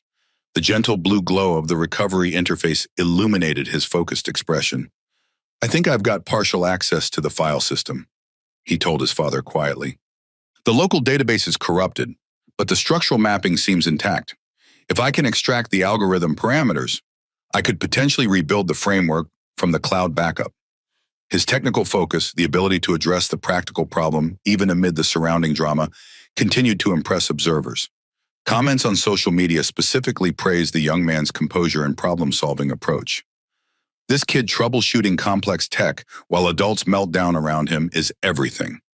Can we talk about how this 11-year-old is handling crisis better than the so-called executive? Future of tech leadership right here. Technical skills and emotional intelligence. Sophia returned with an update for Elijah. Dr. Jackson, our communications team reports that multiple technology news sites have picked up the story. CNET, TechCrunch, Bloomberg Technology, and Wall Street Journal are all requesting statements. Elijah nodded calmly. Thank you. My team will coordinate responses once we land. His measured reaction to the media attention contrasted sharply with Bradley's visible panic. While Elijah focused on helping his son recover the damaged project, Bradley frantically attempted to contain a PR crisis that was already beyond control. Dr. Jackson, Bradley tried again, his voice now trembling slightly. Please, I'm begging you. Can we discuss this privately? My entire career is at stake. I understand your concern, Elijah replied without looking up from the recovery effort. However, my priority right now is my son's project. The simple redirection, placing Marcus's academic work above Bradley's career concerns, served as another quiet lesson in priorities and values that wasn't lost on observers. David Martinez from 5A leaned forward. My colleague at Thompson Financial just texted me. Their stock is down 3% on heavy trading volume. That's nearly $400 million in market capitalization gone in an hour. The market is reacting to both the video and concerns about the potential loss of the Horizon contract.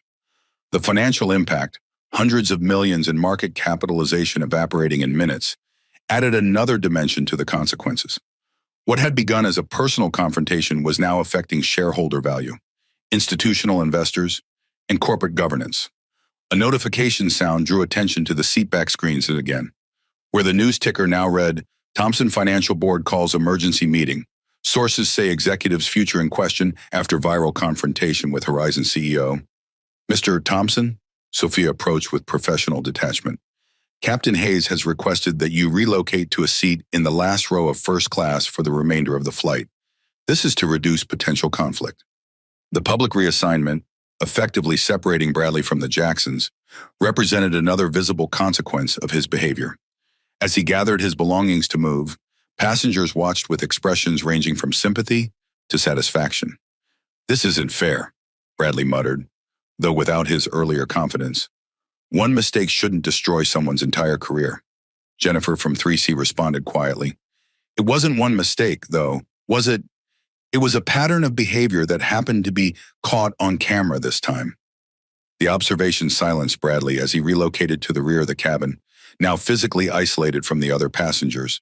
His phone continued its relentless notification alerts, each one signaling another ripple of consequences spreading through his professional network. Meanwhile, aviation blogs had picked up the story, focusing on Delta's response protocol as a model for handling in-flight discrimination incidents. The airline's swift action, documented incident reports, executive involvement, security coordination, was being praised as an example of corporate responsibility. Horizon stock up 3.2% on heavy volume, Richard noted from 2A, checking his investment app. The market seems impressed with Dr. Jackson's handling of the situation. The contrasting financial impacts, Thompson Financial down, Horizon up, told a story of corporate values that resonated with investors. The market was rendering its own verdict on the incident, rewarding dignity and punishing discrimination in real time through share price movements. A New York Times technology reporter had picked up the story, tweeting, "Watching an unfolding case study in how corporate values translate to real behavior. Horizon CEO models remarkable restraint while Thompson exec demonstrates." Something else entirely. The tweet had been shared 15,000 times in minutes. As the digital amplification continued, Marcus looked up from his recovery efforts, making eye contact with his father. "I think I've managed to recover about 70% of the project structure," he said, a small smile breaking through his serious expression. "The core algorithm is intact." Elijah squeezed his son's shoulder gently. "That's excellent work. I'm proud of you, not just for the technical recovery, but for how you've handled this entire situation." The quiet moment between father and son, amid the swirl of social media activity, corporate crisis management, and market reactions, centered the human element at the heart of the incident. Beyond hashtags and stock prices, this remained fundamentally about a child whose dignity had been challenged and a parent who had modeled how to respond with integrity. In the rear of first class, Bradley Thompson stared at his phone as text messages from his wife appeared. "What's happening? Your mother just called after seeing you on Twitter. Are you really on a plane with Elijah Jackson? Call me now." The personal dimensions of the professional crisis were beginning to materialize. Family members, friends, and colleagues all becoming aware of behavior he had assumed would remain confined to the aircraft cabin. The digital amplification had transformed a momentary lapse in judgment into a defining career moment, preserved forever in the collective digital memory of the internet. The distinctive thump of landing gear deploying echoed through the cabin as Flight 1829 began its final approach to San Francisco International Airport. Captain Hayes' voice came over the intercom. "Ladies and gentlemen, we're beginning our descent into SFO. Local time is 10:42 a.m. with clear skies and temperature at 68 degrees. We've been given priority landing clearance and will be arriving at Gate C12 approximately 15 minutes ahead of schedule." The subtle mention of priority landing clearance, unusual for a routine flight without medical emergencies, indicated the airline's response had extended to air traffic coordination. As the aircraft banked gently over San Francisco Bay, passengers could see the distinctive terminals of SFO approaching through the windows, the morning sunlight glinting off the glass facades. "Dr. Jackson," Sophia said quietly, "I wanted to inform you that Delta's regional vice president and security team will be meeting us at the gate.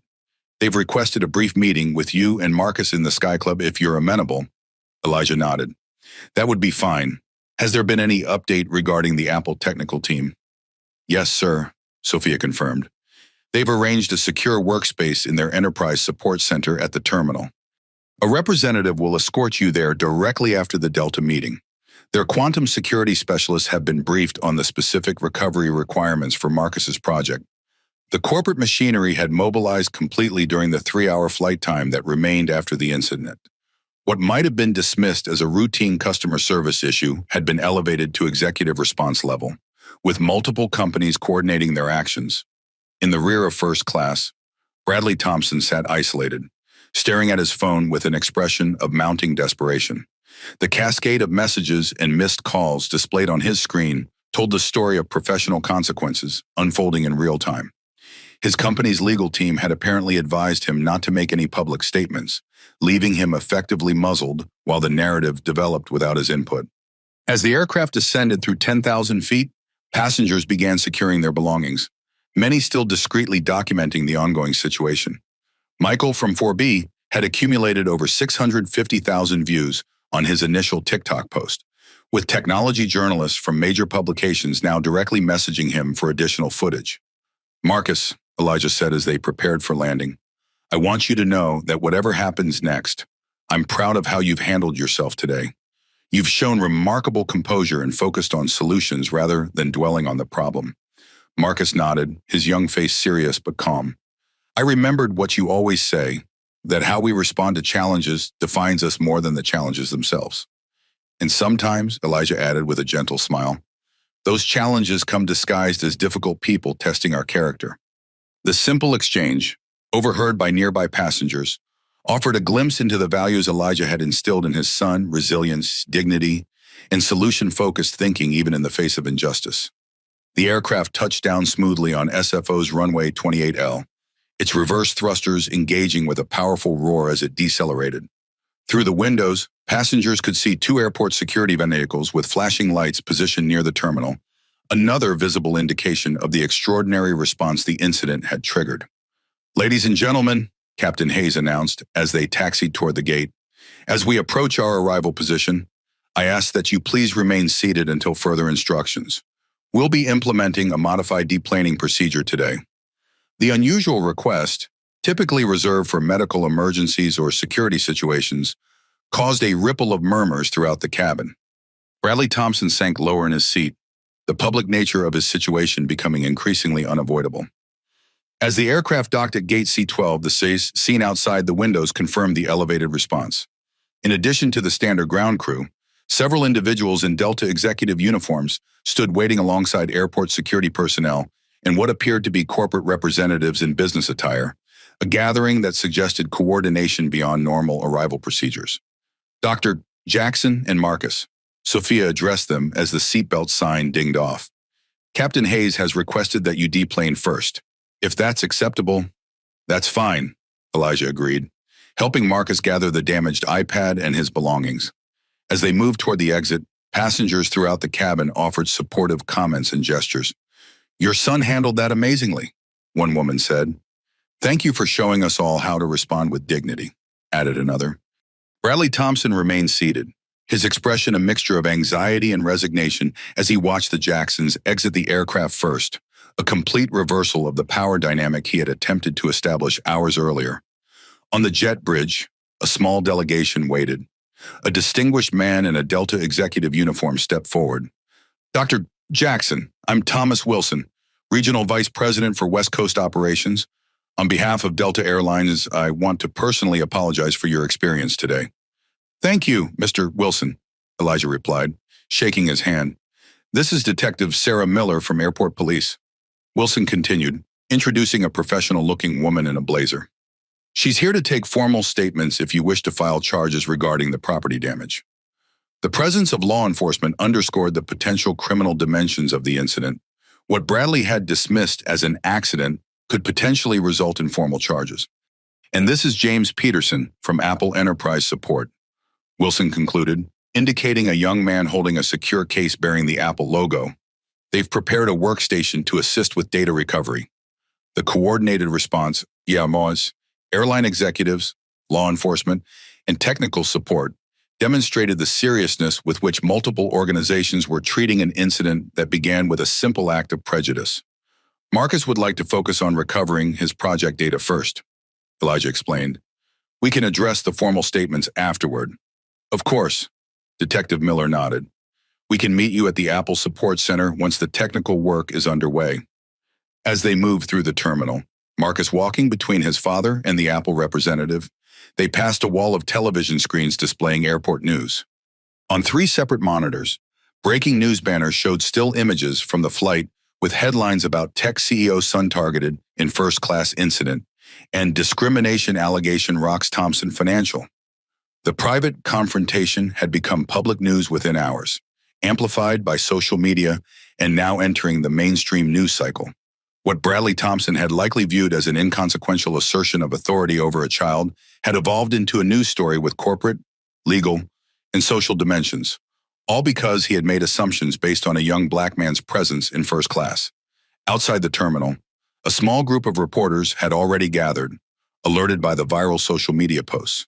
Airport security personnel escorted the Jacksons through a side entrance to avoid the media presence, another indication of the extraordinary measures being implemented in response to what had begun as a routine flight. In the main terminal, Bradley Thompson emerged last from the aircraft to find a very different reception awaiting him, a Thompson financial attorney in a crisp suit, looking grim, and two corporate communications specialists with worried expressions. Their hushed conversation was clearly focused on damage control rather than accountability, their concern directed at managing perception rather than addressing behavior. The contrast between the two responses, one focused on recovery and healing, the other on containment and damage limitation, reflected fundamentally different approaches to crisis management, with long-term implications that would continue to unfold in the hours and days ahead. Corporate implications unfold. The sleek, minimalist interior of the Apple Enterprise Support Center at SFO's International Terminal provided a stark contrast to the chaotic media environment developing outside. Marcus sat at a specialized workstation with 3 Apple engineers, methodically extracting data from his damaged iPad while Elijah conferred with his executive team via secure video link on a nearby display. The support center, rarely used for individual customers, had been made available through Horizon's strategic partnership with Apple. The glass-walled space featured state-of-the-art recovery equipment, quantum-secured servers, and specialized diagnostic tools that represented the cutting edge of data retrieval technology. "The board is fully briefed," reported Horizon's chief legal officer, Lauren Mitchell, from the Atlanta headquarters. Her image on the secure video feed showed a boardroom with several executives in attendance. "They've unanimously authorized whatever resources Marcus needs for project recovery and expressed complete support for however you choose to handle this situation." Elijah nodded. "Thank you, Lauren. Please emphasize to the team that our priority remains Marcus's competition project, not public relations management." "Understood," Lauren confirmed. "Though you should know that Thompson Financial's CEO Robert Williams has been trying to reach you through multiple channels. Their communications team is in full crisis mode. The video has now exceeded 2 million views across platforms." As if on cue, Elijah's phone displayed an incoming call from an unlisted number. After a brief conversation with his assistant, who had screened the call, he accepted. "Dr. Jackson," the voice on the other end began without preamble. "This is Robert Williams, CEO of Thompson Financial. First and foremost, I want to express my profound apologies for Bradley Thompson's inexcusable behavior." Elijah's expression remained neutral as he stepped into a glass-walled conference room for privacy. "I appreciate the call, Mr. Williams. Bradley has been placed on immediate administrative leave pending full investigation." Williams continued, his voice betraying the corporate panic behind his professional tone. "His actions represent a complete violation of our company's values and standards of conduct." "I understand," Elijah replied simply, offering neither absolution nor condemnation. "Our board has convened an emergency session to address this incident." Williams continued, "They've authorized me to offer comprehensive compensation for the damaged property and any associated costs." "The property damage is being addressed," Elijah noted. "Apple's team is working with Marcus now on data recovery." Williams cleared his throat. "Dr. Jackson, I won't insult your intelligence by pretending this is just about one employee's behavior or a damaged device. We're acutely aware of the scheduled presentation regarding Horizon's wealth management services. I want to personally assure you that Thompson Financial remains committed to earning your business through demonstrated excellence and shared values." The subtext was clear. The $350 million deal, representing significant revenue for Thompson Financial, was now in jeopardy because of Bradley's actions. "Mr. Williams, I appreciate your directness," Elijah responded. "However, I'm currently focused on helping my son recover his project data. I suggest we reschedule any business discussions for a more appropriate time." "Of course. Absolutely." Williams agreed quickly. "Please know that we stand ready to make this right in whatever way you deem appropriate. Bradley's behavior in no way reflects our corporate culture or values." After ending the call, Elijah turned to find Detective Miller waiting discreetly nearby. "Dr. Jackson, whenever you're ready, we'd like to take formal statements regarding the incident." "Thank you, Detective. I think now would be fine." Elijah gestured toward Marcus, who was deeply engaged with the recovery team. My son is well supported for the moment. In a private conference room adjacent to the technical area, Detective Miller activated a recording device. Dr. Jackson, could you please describe what occurred on Delta Flight 1829 this morning? Elijah provided a methodical account of the incident, his narrative precise and factual, without emotional embellishment. He detailed Bradley's initial comments, the escalating confrontation, and the ultimate destruction of the iPad. And would you like to press charges for the property damage? Detective Miller asked, after completing the statement. Elijah considered the question carefully. I believe accountability is important, but I'm not convinced that criminal charges are the most productive approach in this specific case. That's certainly your prerogative, Miller acknowledged. Though I should mention that we've received multiple witness statements and video evidence that would support criminal charges for property destruction valued over $5,000, which constitutes felony-level damage in this jurisdiction. The potential severity, a felony charge rather than a misdemeanor, highlighted how Bradley's impulsive action could have life-altering legal consequences beyond the professional ramifications already unfolding. I understand, Elijah nodded. I'd like to consult with my son before making that determination. His project was the primary casualty, and I believe his perspective should be considered. Detective Miller smiled approvingly. That shows remarkable consideration. Most parents wouldn't think to involve their child in such a decision. Marcus has earned that consideration, Elijah replied simply. Meanwhile, in the main terminal, Bradley Thompson sat in a private airport security office, his attorney having arrived via emergency flight from Los Angeles. The stark room, with its fluorescent lighting and institutional furniture, enhanced the gravity of the situation. The damage control options are limited, his attorney advised grimly. Reviewing the video evidence on her tablet, multiple videos, dozens of witnesses, and clear documentation of both discriminatory comments and property destruction. From a liability perspective, this is a perfect storm. Bradley stared at the muted television mounted on the wall, where financial news showed Thompson Financial's stock price in red, down 8.3% as trading volume spiked to 5 times normal levels. The market's verdict was being rendered in real time, millions in shareholder value evaporating with each passing hour. Can we settle this? Bradley asked desperately. Whatever it costs, his attorney's expression remained grim. This isn't just about financial compensation anymore. The racial component has transformed this from a simple property damage incident to a potential discrimination case with both civil and reputational implications. But I never explicitly mentioned race, Bradley protested weakly. The courts have established that coded language like "you people" in affirmative action in this context carries racial implications, the attorney explained. And the contrast in your behavior before and after learning Jackson's identity creates compelling evidence of disparate treatment. At Horizon's San Francisco offices, the executive team had convened an emergency session with their ethics committee.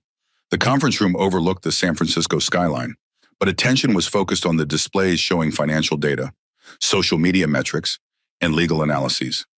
The core question isn't just whether to proceed with the Thompson financial contract, Horizon's chief ethics officer explained, but how this incident reflects broader questions about business relationships and corporate values. The optics are unmistakable, Benarum, the chief marketing officer added. Continuing the relationship without significant structural changes would signal that discrimination can be financially compensated without meaningful accountability. But we're talking about a $350 million contract, the CFO noted. That impacts shareholder value, employee bonuses, and expansion plans, which is precisely why this decision carries such weight.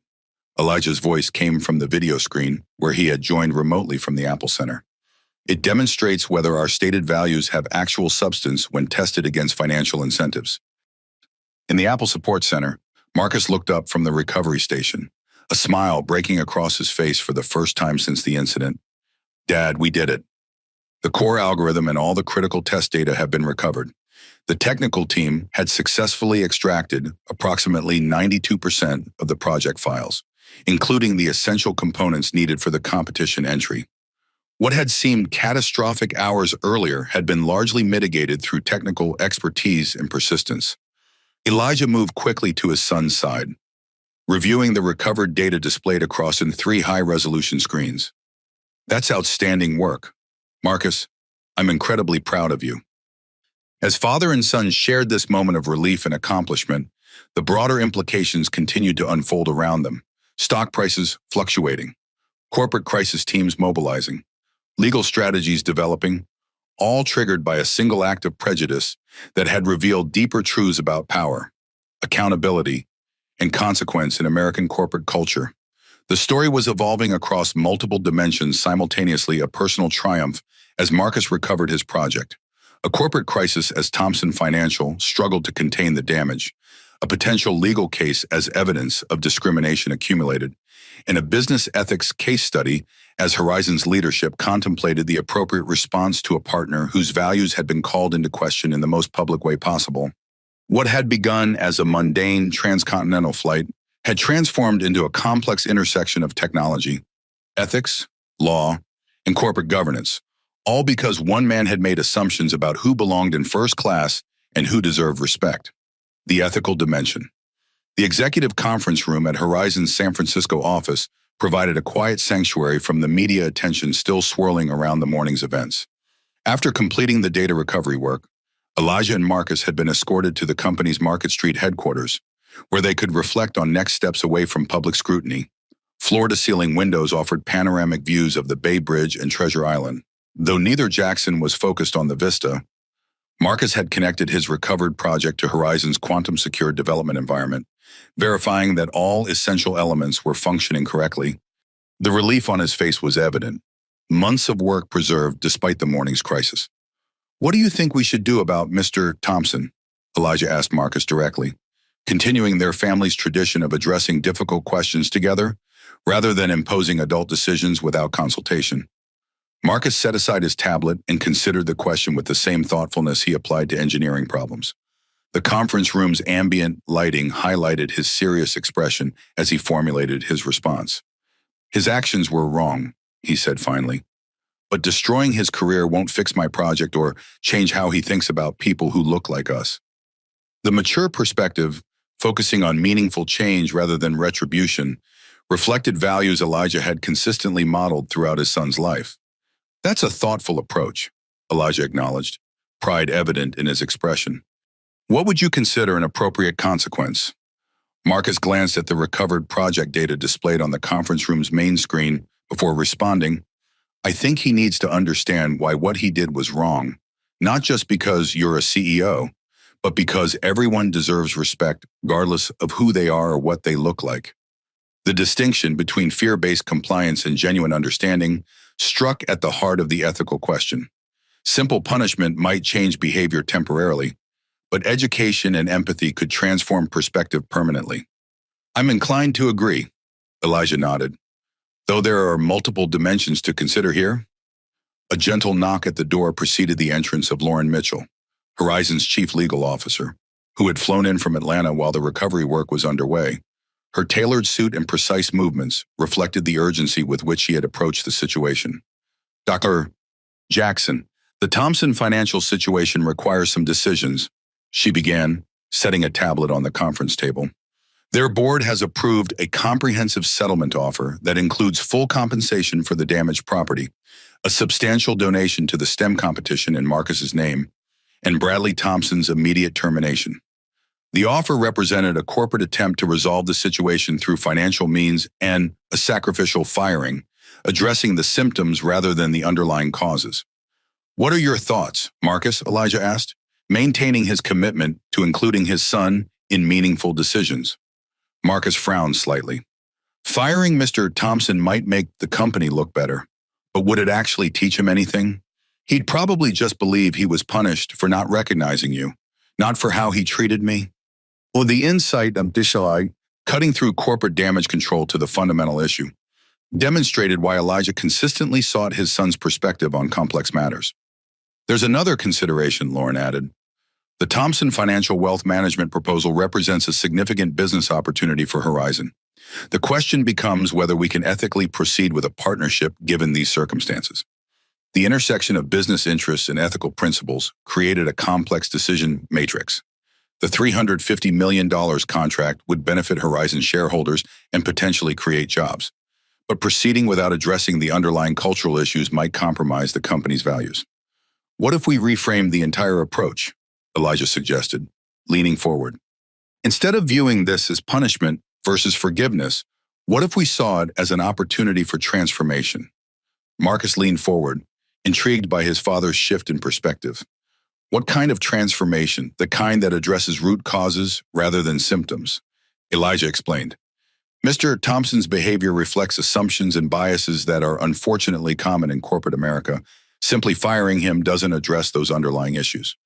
Lauren considered this approach, her legal training evident in her analytical expression. Are you suggesting some form of restorative justice rather than punitive action? Precisely. Elijah nodded. What if our condition for continuing the business relationship with Thompson Financial wasn't Bradley's termination, but rather a comprehensive cultural transformation within their organization, with Bradley actively involved in that process? The proposal represented an innovative approach to corporate accountability, using economic leverage not for punishment, but for positive change.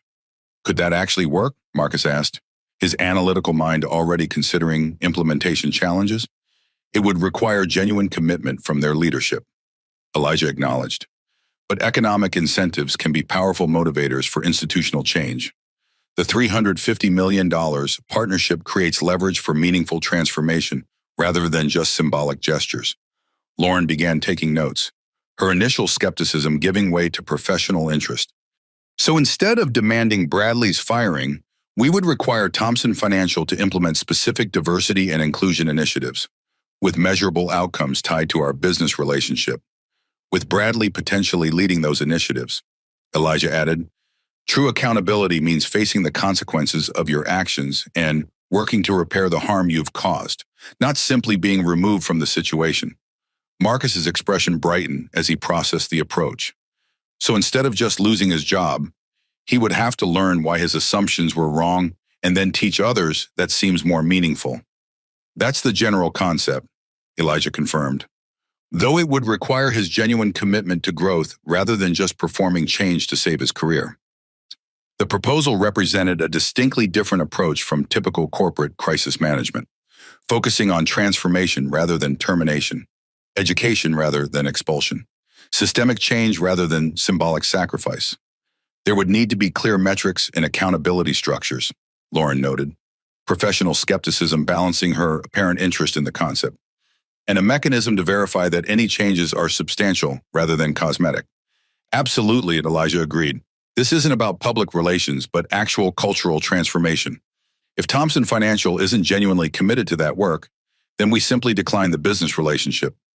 Marcus was fully engaged now, the engineering side of his mind approaching this social problem with characteristic thoroughness. We could establish baseline measurements of inclusive practices, then track improvement over time through anonymous employee surveys, hiring statistics, and retention rates. Elijah smiled at his son's immediate grasp of implementation mechanics. Those are excellent suggestions. What else might be important components? Mr. Thompson should have to meet with people who have experienced discrimination and listen to their stories, Marcus added after thoughtful consideration. And maybe work with young people like me on STEM projects so he understands what he almost destroyed. The suggestion, creating direct contact between Bradley and those his biases had affected, addressed the empathy gap at the heart of discriminatory behavior. Lauren had shifted from skeptical note-taking to active participation. This approach could actually become a model for corporate accountability beyond this specific incident, rather than the typical cycle of outrage, apology, and cosmetic changes. It establishes a framework for meaningful transformation. As they continued developing the framework, a different kind of solution emerged, one that prioritized education over punishment, transformation over termination, and substantive change over symbolic gestures. The approach reflected the values Elijah had built into Horizon's corporate culture and modeled in his parenting of Marcus, addressing problems at their root causes rather than simply managing symptoms. I still want him to replace my iPad, though, Marcus added with the first hint of 11-year-old pragmatism emerging through his mature facade. The comment broke the tension, eliciting genuine laughter from both adults. That seems entirely reasonable, Elijah agreed, Grateful for the momentary lightness his son had introduced into a weighty conversation, the ethical dimension of their response was taking shape not as a reactive punishment, but as a proactive blueprint for change, potentially transforming an incident of discrimination into a catalyst for corporate evolution. Public response and accountability. The Horizon Innovations press briefing room was filled to capacity, with journalists from technology publications, business media, and major networks crowding the rows of seats. The sleek, modern space featured the company's distinctive blue and silver color scheme, with a curved podium bearing the Horizon logo at the front of the room. Overhead screens displayed live social media metrics, over 4.2 million views of the flight incident videos across platforms, 83,000 mentions of Thompson Financial, mostly negative, and 126,000 mentions of Horizon Innovations, predominantly positive. The incident aboard Delta Flight 1829 had evolved from a viral social media moment to a major business news story with implications for corporate culture, leadership ethics, and institutional accountability. Elijah and Marcus Jackson entered from a side door, followed by Lauren Mitchell and David Chen, Horizon's chief communications officer. To the surprise of many in attendance, Robert Williams, CEO of Thompson Financial, also joined the group at the podium, along with Bradley Thompson himself, whose ashen expression reflected the extraordinary pressure of the past 8 hours. "Good afternoon, Vidai," Elijah began, his calm voice immediately quieting the room. "Thank you all for coming. I'd like to start by addressing what occurred on our flight this morning and then discuss the path forward." The assembled journalists leaned forward, digital recorders and cameras capturing every word and gesture. The atmosphere was charged with anticipation. Most expected either an announcement of legal action or the termination of business relationships between the companies.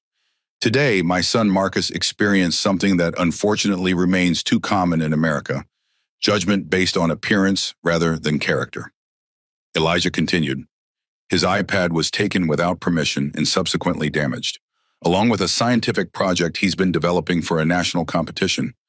Bradley Thompson stood slightly behind the main group, his gaze fixed on the floor as his actions were described without embellishment or accusation. His body language communicated profound discomfort, shoulders hunched, hands clasped tightly in front of him, jaw tensed. "However, Bayam," Elijah continued, "this press conference isn't about dwelling on what went wrong. It's about demonstrating how we can collectively do better." The shift in tone caused several journalists to exchange glances. Their expectations of a public condemnation suddenly recalibrated.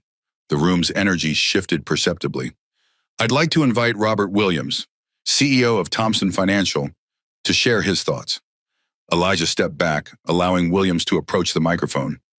"Thank you, Dr. Jackson," Williams began, his practiced corporate delivery tempered by genuine discomfort. "First and foremost, I want to publicly apologize to Marcus Jackson for the inexcusable behavior of our executive team member. What occurred on that flight reflects neither our stated values nor the culture we aspire to create." Williams paused, seeming to move beyond his prepared statement. "But I've learned today that aspirational values mean nothing without accountability and concrete action. That's why Thompson Financial is announcing the immediate creation of a $5 million Dignity in Business initiative that will fundamentally transform our corporate culture from the inside out." Murmurs spread through the press room as journalists realized this wasn't following the standard crisis management playbook of public apology, followed by a quiet return to business as usual. Fingers moved rapidly across laptop keyboards as reporters updated their developing stories. "This initiative," Williams continued, "will be led by Bradley Thompson, who has asked to address you directly." The announcement that the executive responsible for the incident would be leading the response rather than being terminated caused visible surprise throughout the room. Several reporters stood straighter, recognizing that the story had just taken an unexpected turn. Bradley approached the microphone, his customary confidence replaced by a chastened demeanor. His voice, when he finally spoke, was quieter than his typical boardroom projection. "I want to begin by directly apologizing to Marcus Jackson," he said, turning to face the young man. "My behavior was inexcusable. I made assumptions based on appearance, acted with unwarranted authority, and caused damage not just to your property but to your scientific work and personal dignity." The direct acknowledgement, without qualifications or deflections, represented a departure from typical corporate apologies that often obscured responsibility through passive language and strategic ambiguity. What I did reflects biases that I wasn't fully conscious of until today, Bradley continued, visibly struggling to maintain composure. I've spent the past several hours confronting uncomfortable truths about my assumptions and how they've influenced my interactions with others throughout my career. A journalist from the Wall Street Journal raised her hand, clearly skeptical. Mr. Thompson, isn't this just a performance to save your job in your company's business relationship with Horizon? Bradley paused, considering the question rather than rushing to defensive denial. That's a fair assumption, he acknowledged, and I can't prove my sincerity through words alone. That's why I've proposed that my continued employment be directly tied to measurable improvements in Thompson Financial's inclusivity metrics and my personal development as evaluated by independent auditors. The accountability mechanism, linking Bradley's professional future to verified change rather than mere promises, represented an innovative approach to corporate responsibility that caught the attention of business reporters in the room. Mr. Thompson will be taking a 90-day leave from his regular duties, Robert Williams added. During this time, he'll undergo comprehensive bias training, work directly with community organizations serving underrepresented youth in STEM fields, and develop the framework for our company-wide transformation initiative.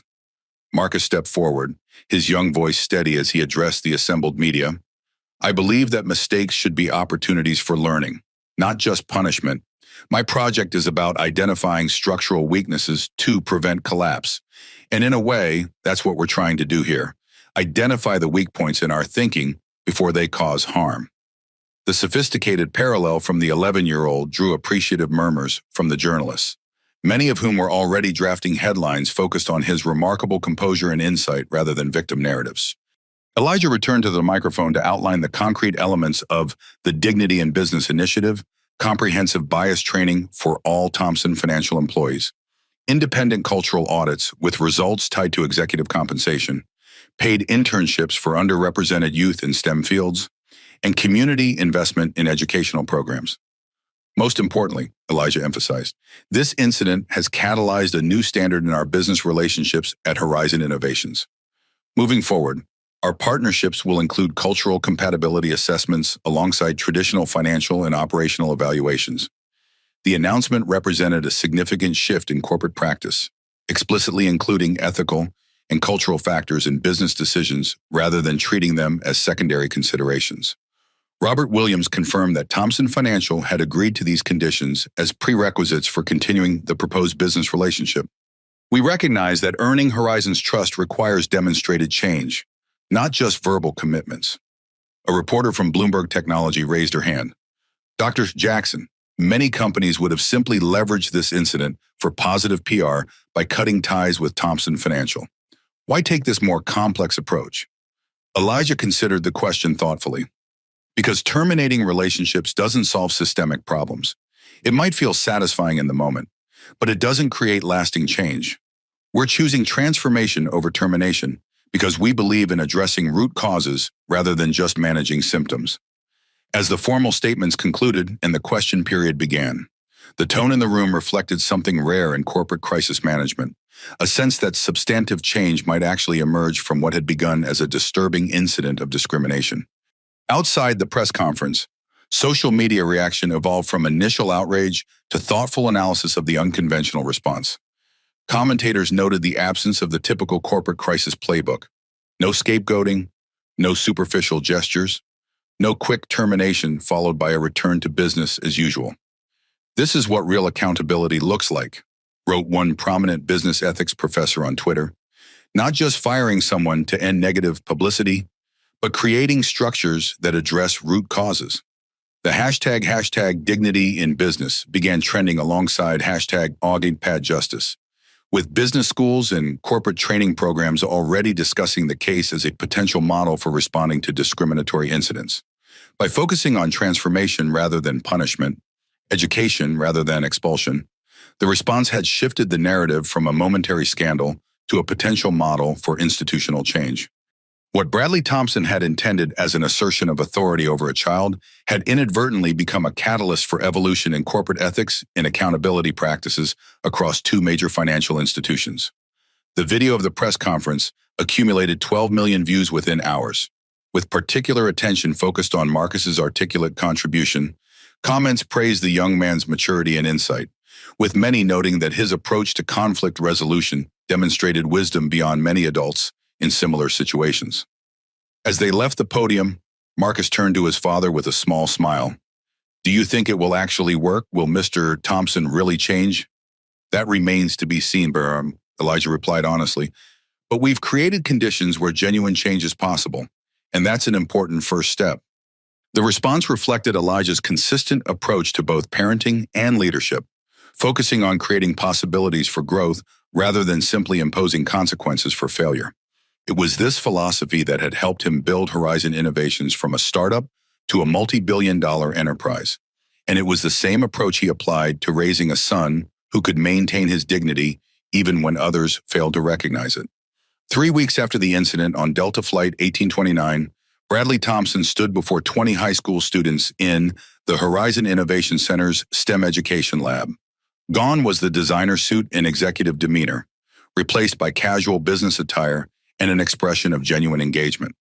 The lab's advanced technology, holographic displays, quantum computing terminals, and engineering simulation stations created an environment of innovation that contrasted with Bradley's traditional finance background. Sunlight streamed through the floor-to-ceiling windows, illuminating the space where these students from underrepresented communities were developing their own technological solutions. "Before we start today's coding workshop," he addressed the students, "I want to share why I'm here. 3 weeks ago, I made assumptions about a young man based entirely on his appearance. I dismissed his abilities, disrespected his work, and ultimately damaged both his property and his dignity." The students, primarily from underserved schools in San Francisco's public education system, listened with interest to this unusual introduction from their guest instructor. Some exchanged glances, clearly recognizing him from the viral video that had dominated social media. That young man was Marcus Jackson, whose algorithm many of you are now studying in this program. Bradley continued, gesturing to the simulation displays showing bridge stress analysis models. "My actions that day reflected biases I hadn't fully acknowledged, assumptions about who belongs in certain spaces and whose work deserves respect." This public acknowledgement, not required by any legal settlement or corporate mandate, represented a shift from Bradley's initial defensive posture after the incident. During the past 3 weeks, he had begun the difficult process of examining long-held assumptions through structured programs developed jointly by Horizon and Thompson Financial. "I'm here today not as an expert, but as a student myself," Bradley explained, his tone lacking the condescension that had characterized his interaction with Marcus. "I'm learning alongside you about both technology and the importance of recognizing potential in everyone, regardless of their age, appearance, or background." The community service component, teaching coding skills to underserved youth, had been Bradley's own suggestion, an extension beyond the formal requirements of the Dignity in Business initiative. What had begun as obligatory image rehabilitation had evolved into something more personal as he witnessed firsthand the talents and potential of students he might previously have dismissed. Dr. Teresa Martinez, the psychologist overseeing Thompson Financial's executive development program, observed the session from the back of the room. Her tablet displayed a comprehensive assessment framework tracking multiple dimensions of Bradley's progress. Her detailed weekly assessments distinguished between performative compliance and genuine growth, a distinction that would determine his professional future. Mr. Thompson's engagement with the students shows marked improvement in authentic interaction compared to our initial sessions, she noted in her digital assessment. His acknowledgement of specific biases rather than generalized mistakes indicates developing self-awareness. Body language demonstrates reduced defensiveness when receiving feedback. After the coding workshop, Bradley met with Marcus and Elijah for their weekly progress review, another unconventional element of the accountability structure. Rather than isolating the parties after the incident, the framework deliberately created ongoing contact to measure real behavioral change. The meeting took place in a glass-walled conference room overlooking San Francisco Bay, with Marcus's project displayed on multiple screens showing complex structural analyses of bridge support systems. The algorithm modifications you suggested last week made a significant difference, Marcus informed Bradley, displaying comparative stress test results on his new iPad Pro. The device, a replacement provided by Thompson Financial, featured enhanced specifications beyond the original. The bridge failure prediction accuracy improved by 23% under variable load conditions. Bradley studied the data with genuine interest, his corporate finance background giving way to engagement with the engineering challenge. That's remarkable progress. Have you considered applying the same detection method to the support cable tension variables I was reading about similar applications in offshore oil platform monitoring? The technical exchange, focused on Marcus's project without condescension or performance, represented tangible evidence of evolving perspectives. What had begun as a mandatory interaction had developed authentic dimensions as Bradley's respect for Marcus's abilities grew beyond obligatory acknowledgement to genuine recognition. I've been reading about similar structural analysis in offshore platform design, Bradley mentioned, pulling up a research paper on his tablet. This approach from MIT might offer some useful parallels for your algorithm. The voluntary research, going beyond required participation to actively contribute to Marcus's project, indicated investment beyond minimal compliance. Dr. Martinez made note of this unprompted initiative in her assessment. Later that afternoon, Bradley attended his twice-weekly therapy session, another component of the comprehensive program, unlike conventional corporate sensitivity training, which often focused on compliance with policies. This therapeutic approach addressed underlying psychological patterns. The therapist's office, with its muted colors and comfortable seating, created a space for the uncomfortable self-examination that genuine growth required. I've been reflecting on something specific from that day, Bradley told his therapist, Dr. Wilson. When I first saw Marcus in first class, I immediately felt irritated, before he'd done anything, before any interaction. I'm trying to understand where that automatic response came from. The self-reflection, examining emotional reactions rather than just modifying visible behavior, represented a deeper level of personal work than typical corporate rehabilitation programs required. I realized it connected to things my father used to say, Bradley continued, uncomfortable but committed to the process. He had very specific ideas about order and knowing your place that I absorbed without questioning. He'd point out people on airplanes or in restaurants who he thought didn't belong there. This exploration of formative influences, tracing visible behaviors to their psychological roots, created possibilities for substantive change rather than surface compliance. Dr. Wilson guided Bradley through examining how these inherited perspectives had shaped his professional interactions throughout his career, not just in the incident with Marcus. The challenging thing, Bradley acknowledged toward the end of the session, is recognizing how these biases probably influenced countless hiring decisions, promotions, and client interactions over the years, harm I can't specifically identify or directly repair. The recognition of broader impact, extending beyond the viral incident to everyday professional choices, marked an important expansion of accountability. Rather than compartmentalizing the flight incident as an isolated lapse, Bradley had begun the more difficult work of examining systemic patterns in his thinking and behavior. That evening, as part of his structured program, Bradley completed a letter of accountability to Marcus. His third draft after previous versions had been identified as insufficiently specific in accepting responsibility. What I find most difficult to reconcile, he wrote in the new draft, is that my behavior that day wasn't exceptional, but rather a more visible version of assumptions I've carried throughout my professional life. The difference wasn't what I did, but that it was finally captured on camera and had consequences.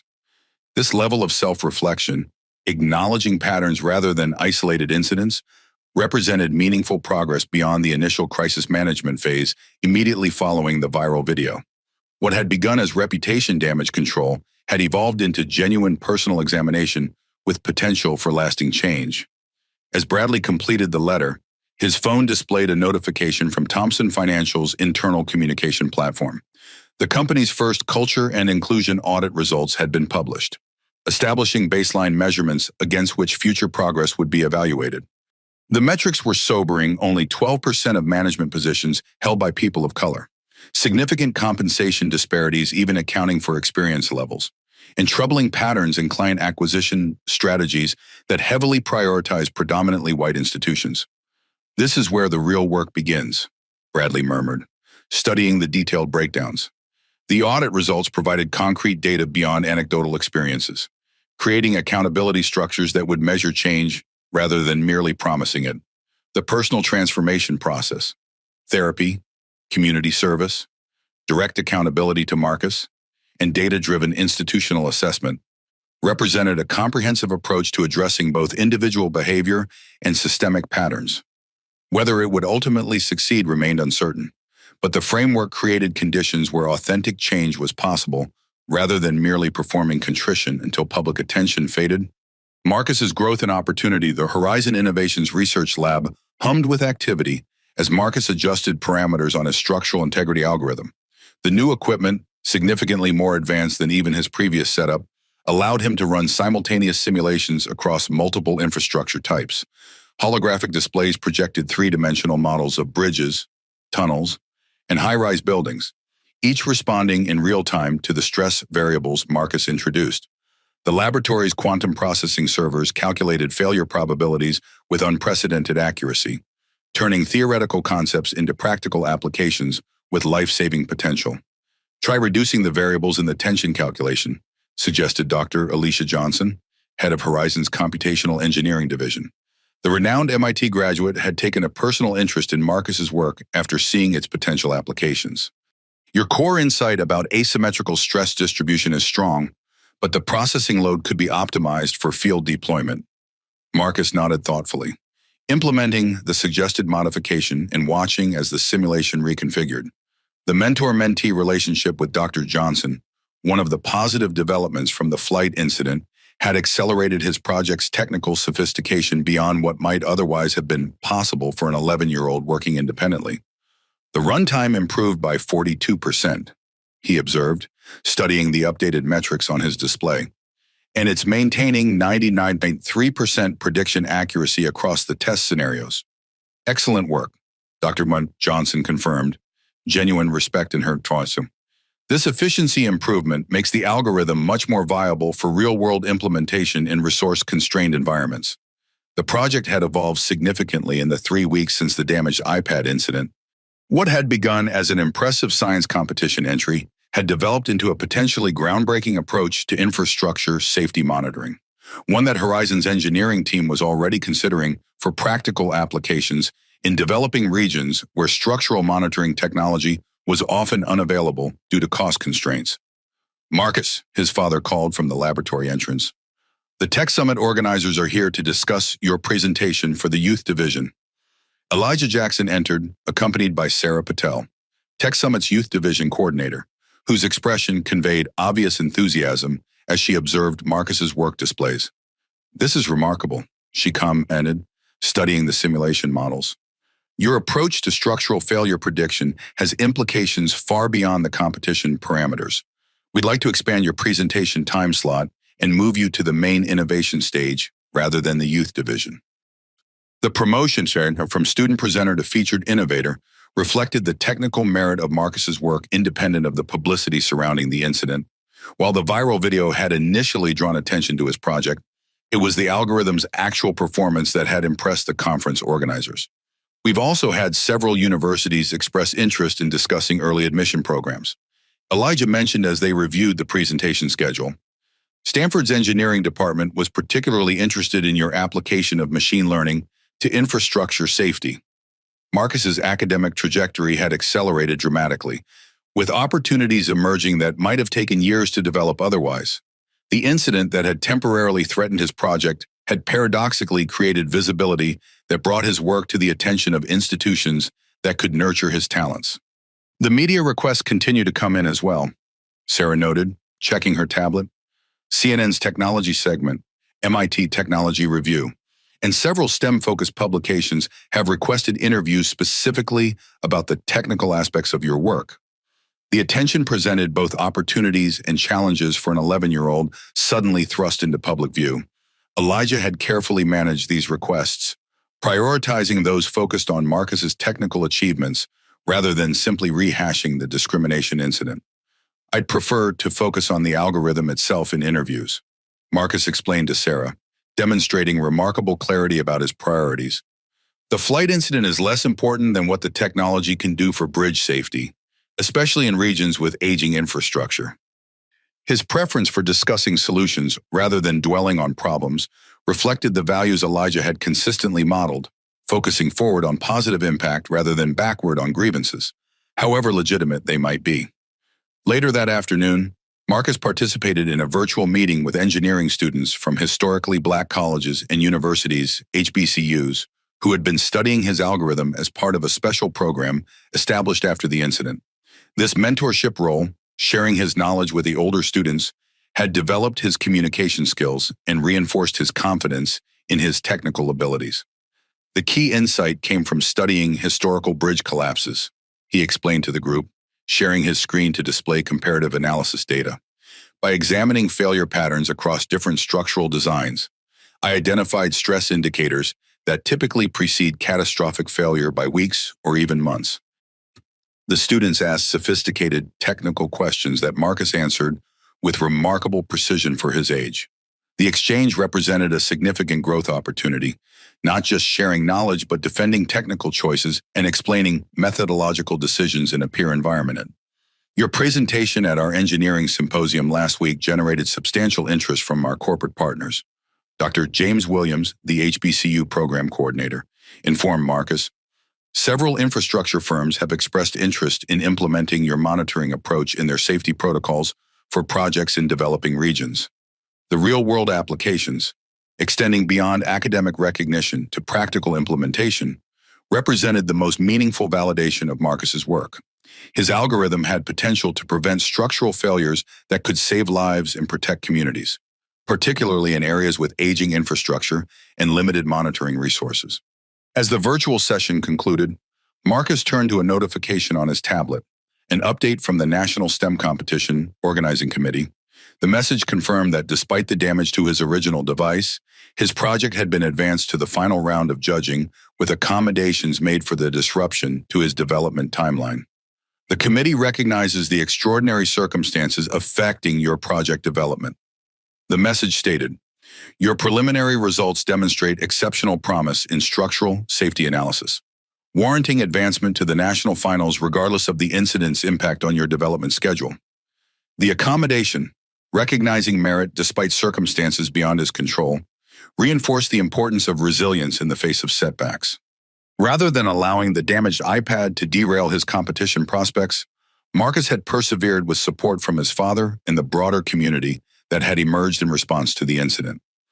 That evening, as Marcus prepared his presentation materials for Tech Summit, Elijah joined him in the home office they shared. The space reflected their shared interests, engineering textbooks alongside historical novels, computational models adjacent to art pieces from their travels together. I'm proud of how you've handled everything these past few weeks, Elijah told his son. Not just recovering your project, but how you've engaged with all the attention and opportunities. Marcus looked up from his work. I remembered what you always say about defining moments, that they don't just test what we know, but who we are. The simple exchange reflected their relationship's foundation, philosophical discussions about character and values alongside practical guidance about technical and professional development. Elijah had consistently emphasized that Marcus's ultimate success would depend more on his character than his technical brilliance alone.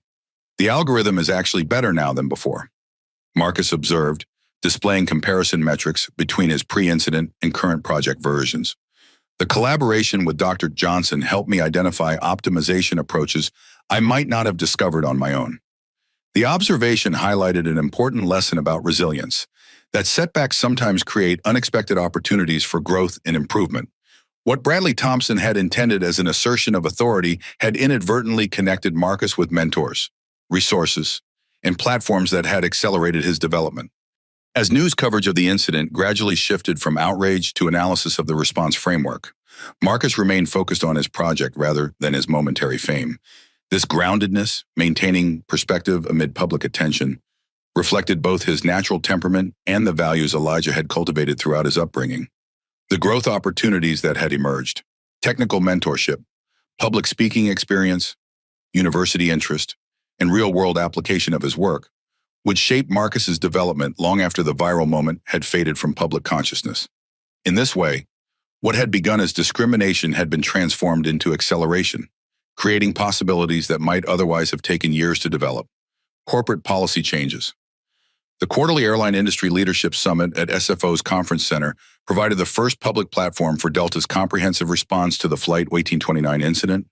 The facility's grand ballroom hosted executives from competing airlines, an unusual collaboration in the highly competitive sector where proprietary practices were typically closely guarded.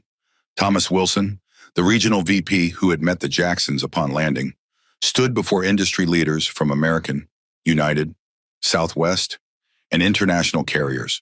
Behind him, large displays showed detailed process maps and implementation timelines. When we initially responded to the incident involving Dr. Jackson and his son, we were addressing an individual situation. Wilson explained, what became clear in subsequent analysis was that this represented an opportunity to establish new industry standards rather than simply managing a single customer service issue. On the main screen behind him, Delta's new Dignity in Travel protocols appeared, a comprehensive framework for preventing, identifying, and addressing discrimination incidents across all customer touchpoints. The detailed flowcharts showed clear escalation paths, intervention protocols, and accountability metrics. The protocols we're sharing today aren't proprietary, Wilson emphasized, generating surprised murmurs from the competitive audience. We're offering these frameworks to every carrier because dignity in travel shouldn't be a competitive advantage. It should be an industry standard. The unusual approach, sharing internally developed procedures with competitors, reflected the gravity with which the company had come to view the underlying issues rather than simply the viral incident that had brought them to public attention. Sofia Rodriguez, who had been promoted to lead Delta's new passenger dignity training program, outlined the specific elements being implemented across the carrier's global operations. We've established clear escalation procedures specifically for potential discrimination incidents, distinct from general customer service protocols, she explained, highlighting decision trees on the display. This includes mandatory documentation requirements, real-time intervention guidelines, and post-incident accountability structures. The comprehensive approach addressed both prevention and response, creating systems to reduce discriminatory incidents while establishing clear procedures for addressing them when they occurred. Most importantly, Sophia continued, we've incorporated these protocols into our core operational training rather than treating them as supplemental sensitivity modules. Every employee, from gate agents to pilots, now receives this training as part of their fundamental certification process. The integration, so I'm embedding anti-discrimination practices into operational standards rather than treating them as separate diversity initiatives, represented a significant evolution in corporate approach to these issues. Across town at Thompson Financial's newly established Ethics, and Inclusion Center, Robert Williams addressed the company's top 200 executives in a mandatory leadership session. The auditorium, typically used for quarterly earnings presentations, now displayed very different metrics on its main screens. The first cultural audit results are sobering, Williams acknowledged, displaying metrics that quantify disparities in hiring, promotion, and compensation across demographic groups. The data visualization showed clear patterns that contradicted the company's stated commitment to meritocracy. These numbers tell a story about our organization that contradicts our stated values. The data-driven approach, measuring actual outcomes rather than just articulating aspirational values, created accountability structures that would track progress beyond initial reactions to the viral incident. Bradley Thompson's behavior on that flight wasn't an aberration. Williams continued with unusual candor for a CEO addressing executives. It was a visible manifestation of implicit biases that our company culture has too often tolerated and sometimes rewarded. The acknowledgement that the incident reflected systemic issues rather than isolated behavior shifted responsibility from a single executive to the institutional culture that had shaped and enabled such conduct. The Dignity in Business initiative isn't a temporary PR exercise, Williams emphasized, displaying implementation timelines extending over 3 years. It represents a fundamental restructuring of our operational philosophy, with concrete metrics tied to leadership compensation and advancement. The financial linkage, connecting inclusive practices directly to executive rewards, created material incentives for change beyond moral arguments or public relations concerns. Meanwhile, at Horizon Innovation's headquarters, Elijah led the rollout of new partnership evaluation criteria that explicitly incorporated cultural compatibility assessments alongside traditional financial and operational metrics. Business relationships reflect values choices, he explained to the company's partnership development team, who had gathered in the strategy center overlooking San Francisco Bay. The financial value of a potential relationship must be evaluated alongside its alignment with our core principles regarding dignity, inclusion, and ethical practice. The framework established specific evaluation metrics for assessing potential business partners, including diversity representation in leadership, pay equity statistics, documented incident responses, and transparent accountability structures. We're not seeking perfection, Elijah clarified, acknowledging the pragmatic challenges of implementation. We're looking for evidence of genuine commitment to progress and transparent accountability mechanisms.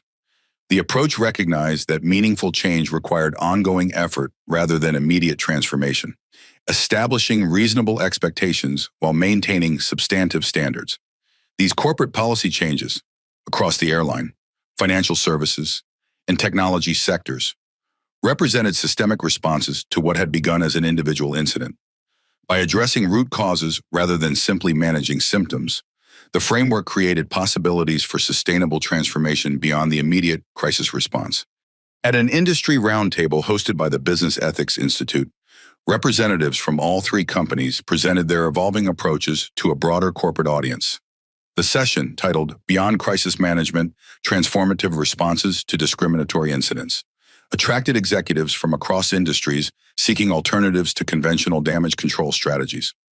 The key distinction in our approach, Lauren Mitchell explained, representing Horizon Innovations, was shifting from punishment to transformation, from termination to education, and from symbolic gestures to structural change. This philosophy, addressing causes rather than just consequences, had guided the development of accountability frameworks that measured progress rather than simply imposing penalties. By establishing baseline metrics and tracking improvement over time, the approach created sustainable paths for institutional evolution. The most significant challenge, Robert Williams acknowledged during the panel discussion, was moving beyond the natural corporate instinct to make the problem go away through rapid termination and public apology. That approach might manage short-term public relations concerns, but it does nothing to address the underlying cultural factors. The candid assessment that conventional crisis management often sacrificed meaningful change for immediate image repair resonated with executives facing similar challenges across industries. Thomas Wilson from Delta added a critical insight from implementation experience. What we found most effective is integrating these practices into core operational standards rather than creating separate diversity initiatives that exist alongside regular business functions. This integration, embedding inclusive practices within fundamental business operations rather than treating them as supplemental considerations, increased effectiveness by making such considerations standard rather than exceptional. As the corporate policies continued evolving across all three organizations, data began emerging on their practical impact. Delta reported a 47% reduction in passenger complaints involving potential bias incidents within the first 3 months of implementing the new protocols. Thomson Financial's latest recruitment cycle showed a 38% increase in diverse candidates advancing to final interview stages. Horizon's partnership evaluation framework had identified potential collaborations that aligned financial opportunities with cultural compatibility. These measurable outcomes, extending beyond symbolic gestures or public relations statements, demonstrated the practical value of substantive approaches to institutional change. What had begun as a crisis management challenge had evolved into a catalyst for meaningful transformation with implications far beyond the original incident. Final resolution and community impact. 6 months after the incident aboard Delta Flight 1829, the National STEM Competition Finals commenced at the Washington Convention Center. The massive exhibition hall buzzed with energy as America's most promising young scientists and engineers presented their projects to judges from leading research institutions and technology companies. The space transformed into a showcase of innovation, with interactive displays, holographic projections, and prototype demonstrations representing the future of American scientific talent. Corporate sponsors including NASA, Google, and the National Science Foundation had representatives circulating among the exhibits, scouting for breakthrough ideas with commercial or research potential. Marcus Jackson stood beside his presentation display, now expanded to include physical models alongside digital simulations of his bridge safety monitoring system. His exhibit featured a scale model of a suspension bridge with embedded sensors that demonstrated stress detection in real time on adjacent screens. The algorithm had evolved substantially since the original version on his damaged iPad, incorporating feedback from engineering professionals and real-world testing data. The system identifies structural vulnerabilities using a multi-factor analysis approach. Marcus explained to the judging panel, his confidence evident as he navigated complex technical questions. By continuously monitoring stress distribution patterns, we can predict potential failures weeks or even months before traditional inspection methods would detect problems. The judges, professors from MIT and Stanford and Georgia Tech, examined his data with visible interest, particularly the comparative analysis showing his algorithm's superior accuracy compared to conventional monitoring approaches. The most significant innovation is the adaptive learning component. Marcus continued, displaying a simulation of how the system improved its predictive accuracy over time. As the algorithm processes more data, it refines its understanding of structural behavior under various environmental conditions. Among the observers standing at a respectful distance was Bradley Thompson, present not as a corporate executive, but as a technical volunteer assisting with the competition logistics. Dressed in the event's volunteer polo shirt rather than his customary tailored suit, he helped younger participants with equipment, setup, and timing coordination. His role, supporting the event rather than commanding attention, represented a meaningful shift from his previous demeanor. The 6 months of structured accountability had produced measurable changes in Bradley's perspective and behavior. Weekly sessions with Marcus and Elijah had evolved from obligatory interactions to genuine collaboration, with Bradley contributing business expertise to help develop practical applications for the algorithm. Thompson Financial's internal transformation had progressed as well, with the second cultural audit showing modest but meaningful improvements in representation, advancement opportunities, and compensation equity. The changes weren't revolutionary, but they demonstrated consistent progress rather than superficial compliance. The company had implemented quarterly diversity scorecards, mentorship programs, and restructured hiring processes that were beginning to shift institutional demographics. As Marcus concluded his presentation, the head judge from MIT asked a final question. How do you envision the real-world implementation of this technology, particularly in communities with aging infrastructure but limited resources? The question addressed practical application beyond technical innovation, exactly the dimension Marcus had been exploring with mentors from Horizon's Community Impact Division.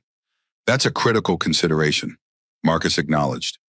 We've developed a tiered implementation model that prioritizes vulnerable infrastructure in underserved communities, with scaled pricing based on municipal resources and potential risk factors. The answer, addressing accessibility and equity alongside technical performance, reflected the values Elijah had consistently emphasized throughout his son's development. Innovation without consideration of who benefits and who might be excluded represented incomplete success at best. When the judges announced the competition results that evening, Marcus stood on stage accepting the first-place award in the engineering division. The recognition, based entirely on technical merit rather than publicity surrounding the original incident, validated his work independent of the circumstances that had brought it to broader attention. This algorithm began as a personal project inspired by historical bridge failures I studied in school. Marcus told the audience during his brief acceptance speech, "What I've learned through this journey is that technology can help us identify structural weaknesses not just in bridges, but in our systems and in our thinking." From the simple observation that connecting physical infrastructure to social structures demonstrated wisdom beyond his years, drawing appreciative applause from the assembled scientists, educators, and industry representatives. Across town at Thompson Financial's headquarters, the corporate transformation continued with the launch of a comprehensive internship program for underrepresented students interested in financial services careers. The initiative, developed in collaboration with Horizon Innovations, created structured pathways for talented young people who might previously have been overlooked by traditional recruitment approaches. Our industry has historically relied on narrow talent pipelines that exclude tremendous potential. Robert Williams explained at the program launch, "This initiative creates access points for students with exceptional abilities who might lack conventional connections or credentials. The internship framework included substantive projects rather than clerical tasks, meaningful mentorship from senior executives, and clear paths to future employment for successful participants. Unlike traditional diversity initiatives that often focused on numerical representation without addressing underlying structural barriers, this program created substantive opportunities for inclusion and advancement. At Delta's training center in Atlanta, Sofia Rodriguez presented updated results from the Dignity and Travel implementation to the company's executive leadership team. 6 months into the initiative, we've documented a 73% reduction in discrimination-related incidents across our network, she reported. Most significantly, our customer satisfaction metrics have improved across all demographic groups, demonstrating that inclusive practices benefit everyone, not just those previously experiencing discrimination. The business case for inclusion had become increasingly clear as implementation progressed. Respectful treatment of all passengers improved operational efficiency, reduced complaint management costs, and enhanced brand loyalty across demographic groups. The community center in East San Francisco, sponsored by Horizon Innovations, represented another tangible outcome of the framework established after the flight incident. The facility, named after Marcus's maternal grandmother, provided STEM education resources to students from underserved communities. The center isn't about technology alone, Elijah explained during a community open house. It's about creating access points to opportunities that might otherwise remain out of reach for talented young people. The facility included state-of-the-art computer labs, engineering workshops, and mentorship programs connecting students with professionals from Horizon and partner companies. Unlike conventional corporate philanthropy that often remain disconnected from core business functions, the center integrated directly with Horizon's talent development pipeline, creating sustainable pathways rather than symbolic gestures. As these various initiatives unfolded across organizations, metrics demonstrated their impact beyond individual anecdotes. Thomson Financial's employee satisfaction scores improved by 28% among staff from underrepresented groups. Delta's operational efficiency increased as standardized dignity protocols reduced incidents requiring special intervention. Horizon's community programs identified talented students who might previously have remained undiscovered through traditional recruitment channels. These outcomes, measurable, substantive, and sustainable, demonstrated the potential for transforming discriminatory incidents from moments of division into catalysts for lasting change. By addressing root causes rather than symptoms, establishing accountability structures rather than symbolic penalties, and measuring progress rather than merely promising improvement, the framework had created conditions for genuine evolution rather than performative compliance. When asked about the long-term impact during a panel discussion marking 6 months since the incident, Elijah reflected thoughtfully. What began as a deeply troubling experience for my son has evolved into something none of us could have anticipated. A blueprint for how organizations can respond to discriminatory incidents in ways that create genuine transformation rather than just temporary damage control. The observation captured the essential distinction between conventional crisis management and the framework that had emerged from this particular incident, focusing on sustainable change rather than simply weathering temporary outrage. By establishing structures that would continue functioning long after public attention had shifted elsewhere, the approach created possibilities for lasting impact beyond the moment that had catalyzed its development. Epilogue: Lasting impact. 2 years after the incident aboard Delta Flight 1829, Marcus Jackson stood on the steps of Stanford University's Engineering Center, the youngest early admission student in the university's history at just 13 years old. His bridge safety algorithm had been implemented by transportation departments in 12 states, with documented prevention of 3 potential structural failures that might otherwise have resulted in catastrophic collapse. Through the Horizon Foundation's educational initiative that grew from the incident, Marcus now mentored younger students from backgrounds similar to his own, creating pathways for talent that might otherwise remain undiscovered. Delta's Dignity and Travel program had been adopted by 27 major carriers worldwide, transforming the passenger experience across the aviation industry. In-flight bias incidents had dropped by 73% globally, while operational efficiency improved as standardized protocols replaced ad hoc responses to discrimination complaints. Bradley Thompson now led corporate ethics training at Thomson Financial, using his own experience as a teaching case for executives across the financial services sector. His personal transformation, from defensive denial to authentic accountability, provided a powerful illustration of how institutional structures could facilitate meaningful change when properly designed. At Tech Summit 2027, Elijah and Marcus Jackson stood together on the main stage, announcing that their foundation had funded 500 scholarships for underrepresented youth in STEM fields. The initiative, creating access points to opportunity rather than just symbolic representation, had already identified remarkable talents who might otherwise have remained on the margins of the technology ecosystem. As they looked out at the audience of young scholarship recipients, father and son shared a moment of recognition that the painful incident from years earlier had somehow been transformed into a movement for inclusion that changed an entire industry's approach to dignity and respect. What had begun with broken technology had ultimately helped repair broken systems, creating pathways for talent regardless of appearance, background, or circumstance. If this story resonated with you, I invite you to be part of creating more positive change in your own communities. Every day, we face moments where we can either reinforce biases or challenge them, where we can choose dignity over discrimination. Subscribe to our channel for more powerful stories of transformation and justice. Hit that notification bell so you never miss new content that inspires real change. Share this video with someone who needs to understand how small actions can create ripple effects of both harm and healing. Remember, true power isn't found in putting others down, but in lifting them up. True leadership isn't about status, but about creating spaces where everyone's brilliance can shine. Your actions matter, and together, we can build a world where talent and character, not appearance or assumptions, determine our opportunities. Like this video if it moved you, comment with your own experiences, and join our community committed to dignity, respect, and inclusion for all.